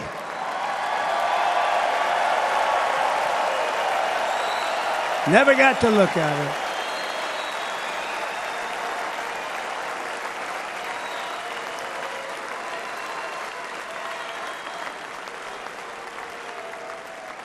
I said, you got to see this chart. I was so proud of it, and by the time I got to there, I never got to see it that day.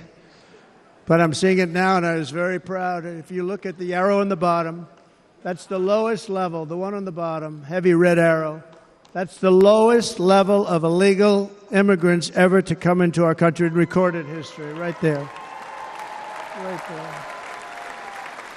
And that was my last week in office. And then you see what happened after I left. Look at the rest. And if you go out a little bit further, it's getting to be a little bit old, but I love it anyway, right? But you can go much higher with those numbers. Look what happened right after that. The invasion began. We had the opposite. We stopped the invasion. But the invasion that we stopped was peanuts by comparison to what happened after I left. Look at what happened after I left. They took over our country. We ended all catch and release. We shut down asylum fraud. We stopped human trafficking and forged historic agreements to keep illegal aliens on foreign soil. We want them to stay on their soil. Under the Trump administration, if you came in illegally, you were apprehended immediately and you were deported. You went right back. The current administration terminated every single one of those great Trump policies that I put in place to seal the border. I wanted to seal border. Again, come in, but come in legally. You know how unfair it is? So many people Hundreds of thousands of people have been working for years to come into our country. And now they see these people pour into our country at levels that are unprecedented, so unfair. And we're not going to do it. We're not going to stand for it. They suspended wall construction, ended remain in Mexico. We had a policy, remain in Mexico. You think that was easy to get from the Mexican government? But I said, you must give it to us. If you don't give it to us, there will be repercussions. And they gave it to us. But not easy. Canceled our Safe Third agreements.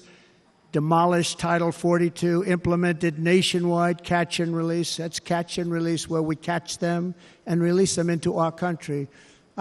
We catch them and release them into Mexico. There's a slight difference. And took 93, this is the previous administration, 93 executive actions to throw open our border to the world. The entire world is pouring into our country because of this very foolish administration. The greatest invasion in history is taking place right here in our country. They are coming in from every corner of the earth, not just from South America, but from Africa, Asia, the Middle East. They're coming from everywhere. They're coming at levels that we've never seen before. It is an invasion indeed, and this administration does absolutely nothing to stop them. They're coming from prisons. They're coming from jails. They're coming from mental institutions and insane asylums. The press is always on me because I say this. Has anyone seen Silence of the Lambs? The late, great Hannibal Lecter. He'd love to have you for dinner. That's insane asylums. They're emptying out their insane asylums. And terrorists are coming in at numbers that we've never seen before. Bad things are going to happen. Meanwhile, our crime rate is going up, while crime statistics all over the world are going down, because they're taking their criminals and they're putting them into our country. A certain country, and I happen to like the president of that country very much, but he's been getting great publicity because he's a wonderful shepherd of the country. He says how well the country's doing because their crime rate is down. And he said he's training all of these rough people. They're rough. He's training them. And I've been reading about this for 2 years. I think, oh, that's wonderful. Let's take a look at it. But then I realized he's not training them. He's sending all of his criminals, his drug dealers, his people that are in jails, he's sending them all to the United States. And he's different in that he doesn't say that. He's trying to convince everybody what a wonderful job he does in running the country. Well, he doesn't do a wonderful job. And by the way, if I ran one of the countries, many countries from all over, I would be worse than any of them. I would have had the place totally emptied out already.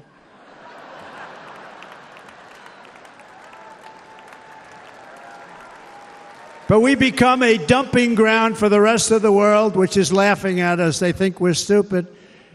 And they can't believe that they're getting away with what they're getting away with, but they're not going to be getting away with it for long. That's what I can tell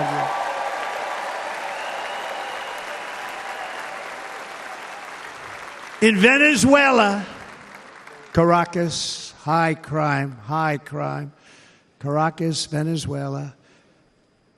Really a dangerous place, but not anymore. Because in Venezuela, crime is down 72%. In fact, if they would ever win this election, I hate to even say that, we will have our next Republican convention in Venezuela because it will be safe. Our cities will be so unsafe, we will not be able to have it there. In El Salvador, murders are down by 70%. Why are they down? Now, he would have you convinced that because he's trained murderers to be wonderful people. No. They're down because they're sending their murderers to the United States of America. This is going to be very bad. And bad things are going to happen, and you're seeing it happen all the time. That's why, to keep our families safe, the Republican platform promises to launch the largest deportation operation in the history of our country. Even larger than that of President Dwight D. Eisenhower from many years ago. You know, he was a moderate, but he believed very strongly in borders. He had the largest deportation operation we've ever had. Just recently, I spoke to the grieving mother of Jocelyn Nungary, a wonderful woman, a precious 12-year-old girl from Houston who last month was tied up, assaulted, and strangled to death after walking to the convenience store just a block away from her house. Her body was dumped near the side of the road in a shallow creek, found by some onlookers who couldn't believe what they had witnessed. Charged with Jocelyn's heinous murder are 2 illegal aliens from Venezuela who came across our border, were in custody, and were then released into the country by this horrible, horrible administration that we have right now.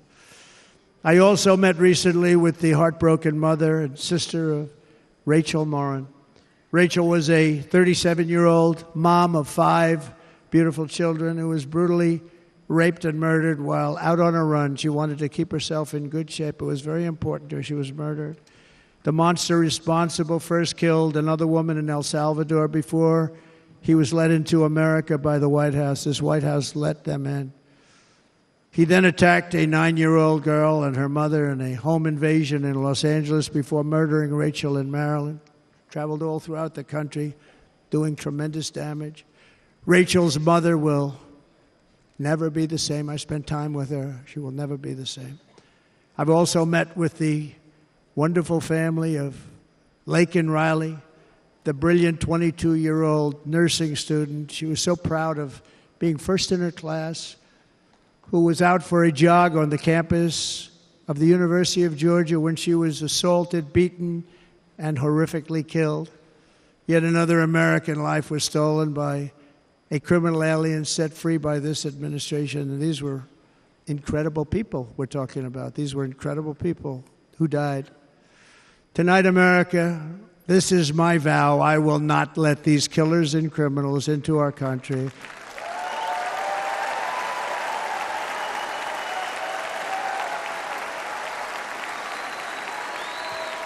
I will keep our sons and daughters safe.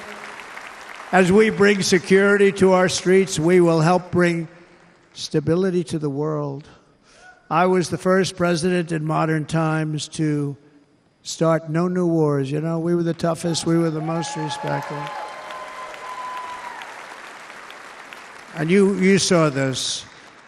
Hungry, strong country, run by a very powerful, tough leader. He's a tough guy. Press doesn't like him because he's tough. And he came out recently. They were asking him at an interview, the whole world is exploding. What's happening? What's going on? Viktor Orban, Prime Minister of Hungary, very tough man. He said, I don't want people coming into my country and blowing up our shopping centers and killing people. But they said to him, tell us what's going wrong, what's happening, what is it? He said, there's only one way you're going to solve it. You got to bring President Trump back to the United States because he kept everybody at bay. He used a word I wouldn't use because I can't use that word, because you'd say it was braggadocious. The press would say he was a braggart. I'm not a braggart. But Viktor Orban said it. He said Russia was afraid of him. China was afraid of him. Everybody was afraid of him. Nothing was going to happen. The whole world was at peace. And now the world is blowing up around us. All of these things that you read about were not going to happen.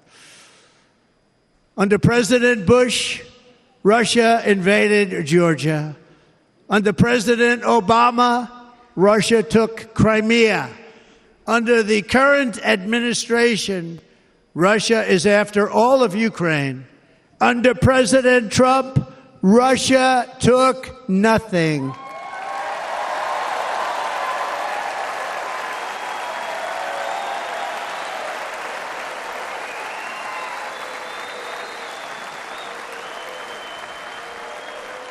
We defeated 100% of ISIS in Syria and Iraq, something that was said to take 5 years, sir. It'll take 5 years, sir.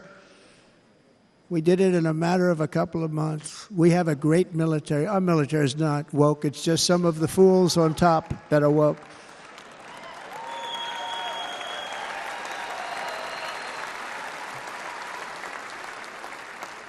I got along very well. North Korea, Kim Jong-un, I got along very well with him. The press hated when I said that. How could you get along with him? Well, you know, it's nice to get along with somebody who has a lot of nuclear weapons or otherwise, isn't it?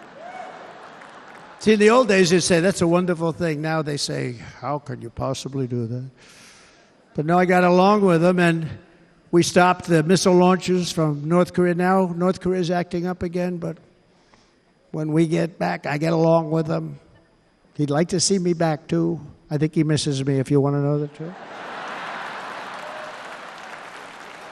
Our opponents inherited a world at peace and turned it into a planet of war. We're in a planet of war.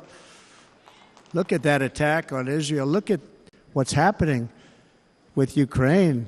The cities are just bombed out. How can people live like that where buildings, massive buildings, are falling to the ground?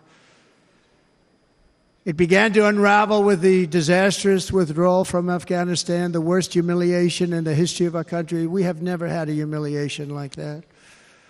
13 heroic U.S. service members were tragically and needlessly killed. 45 others were horrifically wounded. Nobody ever talks about them. No arms, no legs, face explosions, horrifically wounded.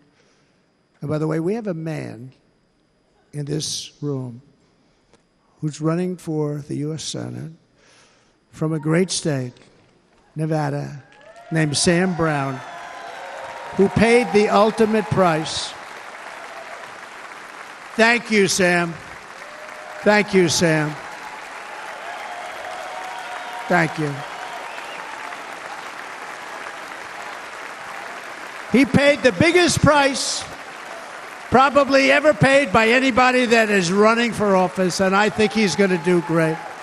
He's running against a person that is not good, not respected, a total lightweight. But Sam, I think, paid, really, we were talking about it with some of the senators that are working so hard for Sam, but he paid the biggest price of any senator ever to run for the Senate. I don't think anybody's ever what he did. He was a real hero, a really great person. And he's running, and I hope that everybody gets out and votes for Sam Brown.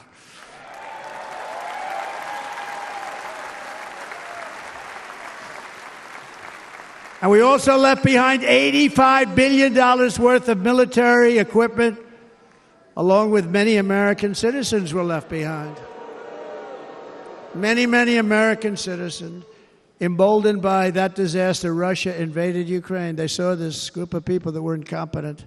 We took the soldiers out first. No, we're going to take the soldiers out second. If they would have followed my plan, we had a great plan. But the plan only kicked in if they did everything perfectly. And they weren't doing things perfectly, so we said it doesn't kick in. You know, 18 months in Afghanistan, we didn't have one, so they were killing them left and right, snipers. And I spoke to the head of the Taliban. You've heard this story.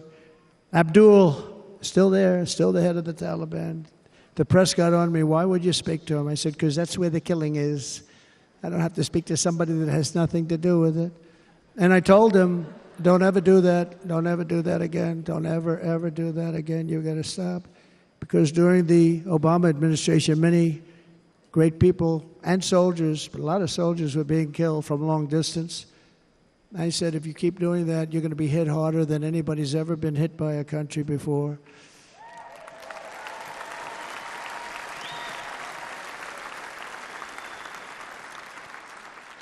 And he said, I understand, Your Excellency. He called me Your Excellency. I wonder if he calls the other guy Your Excellency. I doubt it.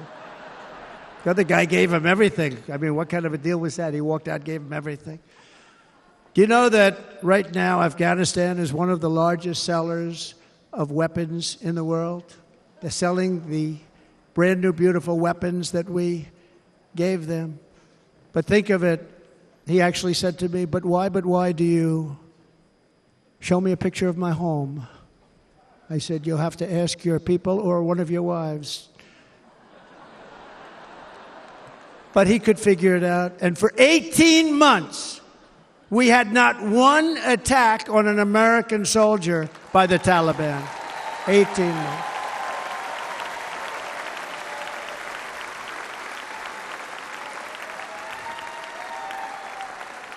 And then we had that horrible day where soldiers were killed. I was not there because of a ridiculous election. But we had that horrible attack.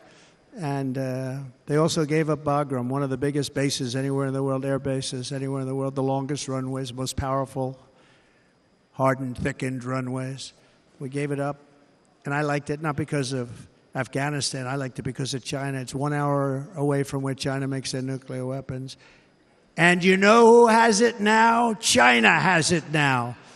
We were keeping that. And now China is likewise circling Taiwan, and Russian warships and nuclear submarines are operating 60 miles off the coast in Cuba. Do you know that? No, the press refuses to write about it. If that were me running this country and we had nuclear submarines in Cuba, I will tell you that headlines every day would be, what's wrong with our president? You don't even hear this. You're not hearing about this. Russia has nuclear submarines and warships 60 miles away, Mr. Congressman, from Miami, by the way, happens to be here. Correct? In Cuba. And that would not be stood for if it were somebody else. They don't want to mention it, but now maybe they will. And the entire world, I tell you this, we want our hostages back, and they better be back before I assume office, or you will be paying a very big price.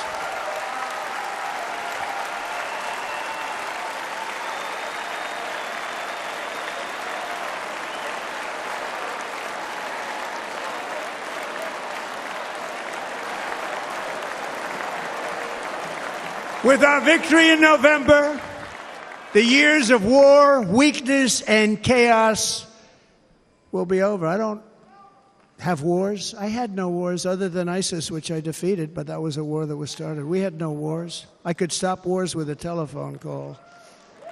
I could stop wars with just a telephone call. If properly stated, it would never start. We will replenish our military and build an Iron Dome missile defense system to ensure that no enemy can strike our homeland. And this great Iron Dome will be built entirely in the USA. We're going to build it in the USA. And Wisconsin, just like I gave you that massive ship contract, and you're doing a very nice job, Governor, right? Thank you, Governor. And they're doing a great job. In fact, I had a little design change, and we gave them a tremendous for essentially what we used to call destroyers. These are now the most beautiful. They look like yachts. I said, we have to take the bow, and we have to make it a little nicer and a little point at the top instead of a flat nose. And the people at the shipyard said, this guy sort of knows what he's doing. We have the most beautiful ships, right, Governor? And everybody sitting over there. And it was a big contract that everybody wanted. I gave it to Wisconsin, but we're going to have a lot of that built right here in the state of Wisconsin and all other states. Israel has an Iron Dome. They have a missile defense system. 342 missiles were shot into Israel, and only one got through a little bit. It was badly wounded. It fell to the ground, but most of them are. And Ronald Reagan wanted this many years ago, but we really didn't have the technology many years ago. Remember, they called it Starship, spaceship, anything to mock him. But he was a very good president, very, very good. But now we have unbelievable technology. And why should other countries have this and we don't? No, we're going to build an Iron Dome over our country, and we're going to be sure that nothing can come and harm our people. And again, from an economic development standpoint, we're going to make it all right here. No more sending it out to other countries in order to help. It's America first. America first. We will unleash the power of American innovation. And as we do, we will soon be on the verge of finding the cures to cancer, Alzheimer's disease, and many other diseases. We're going to get to the bottom of it. You remember this gentleman that I don't want to mention other than one time I had to, because when you say the 10 worst, I had to do it. I didn't want anybody to be confused. But this man said, we're going to find a cure to cancer. Nothing happened. We're going to get to the cure for cancer and Alzheimer's and so many other things. We're so close to doing something great. But we need a leader that will let it be done. We will not have men playing in women's sports. That will end immediately.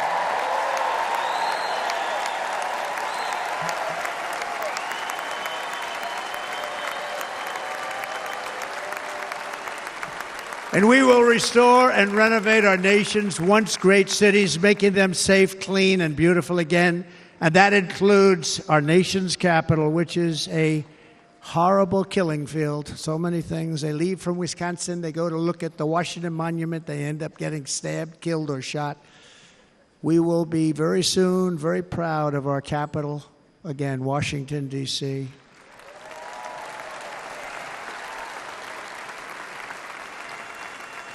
America is on the cusp of a new golden age, but we will have the courage to seize it. We're going to take it. We're going to make it a current. We're going to bring this into a golden age like never seen before. Remember this, China wants to do it. Japan wants to do it. All of these countries want to do it. We have to produce massive amounts of energy if we're going to produce the new. If you look at some of the things that have been done, and some of the things that we're going to do. But AI needs literally twice the electricity that's available now in our country. Can you imagine? But instead, we're spending places where they recharge electric cars. They built 8 chargers at a certain location toward the Midwest. 8 chargers for $9 billion. Think of them as a tank for filling up your gas. Think of it. They spent $9 billion on 8 chargers, 3 of which didn't work. And if you were going to do this all over our country, this crazy electric mandate, if you're going to do this all, and by the way, I'm all for electric. They have their application. But if somebody wants to buy a gas-powered car, gasoline-powered car, or a hybrid, they're going to be able to do it. And we're going to make that change on day 1.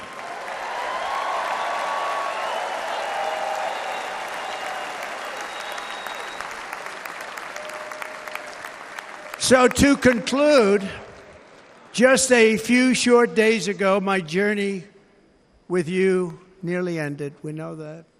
And yet, here we are tonight, all gathered together, talking about the future, promise, and a total renewal of a thing we love very much. It's called America. We live in a world of miracles. None of us knows God's plan or where life's adventure will take us. I want to thank Franklin Graham for being here tonight. He's an outstanding man. He wrote me a note recently. I have a lot of respect for him. Sir, I love your storytelling. I think it's great in front of these big rallies. But, sir, please do me one favor. It won't make any difference. Please don't use any foul language. I was a little embarrassed. He said, it won't make any difference. Actually, it does. The story's not quite as good, but I've been very good. The story is not quite as good, to be honest. I've got to have a little talk with Franklin, but he was great. He's a great gentleman. His father was so incredible, Billy Graham. My father used to love taking me to see Billy Graham. My father would take me to see Billy Graham at Yankee Stadium.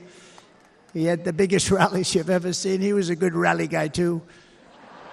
But he'd get up, and he was a fantastic guy. My father loved Billy Graham. But I love Franklin Graham. I think Franklin's been fantastic, and I'm working so hard to adhere to his note to me. I'm working hard on it, Franklin. But if the events of last Saturday make anything clear, it is that every single moment we have on earth is a gift from God.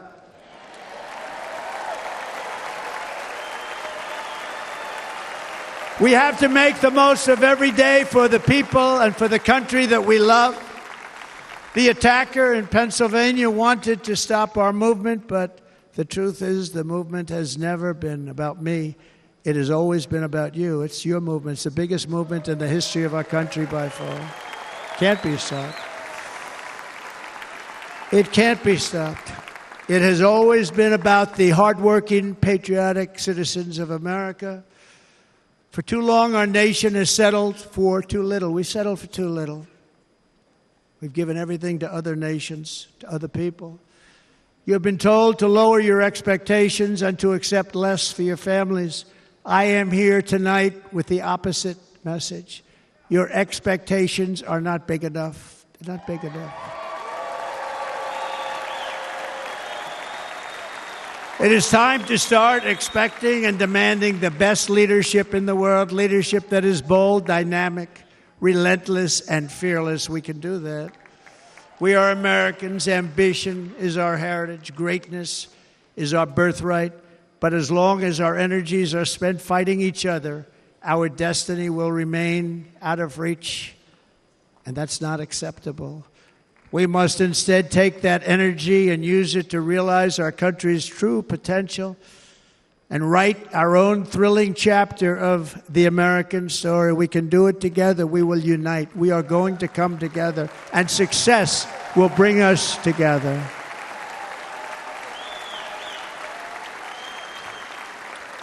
It is a story of love, sacrifice, and so many other things.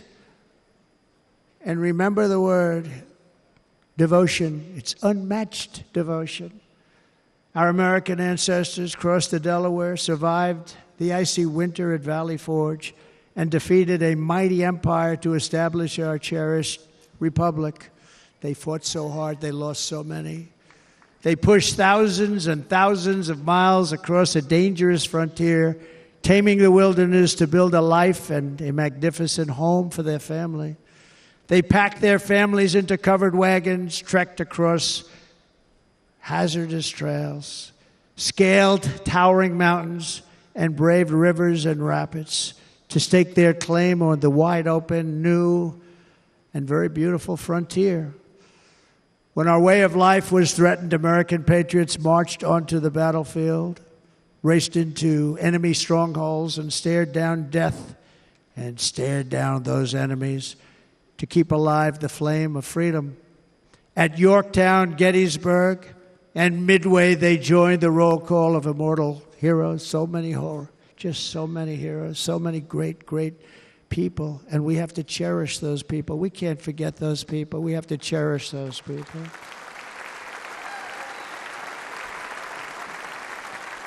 And building monuments to those great people is a good thing, not a bad thing. They saved our country. No challenge was too much.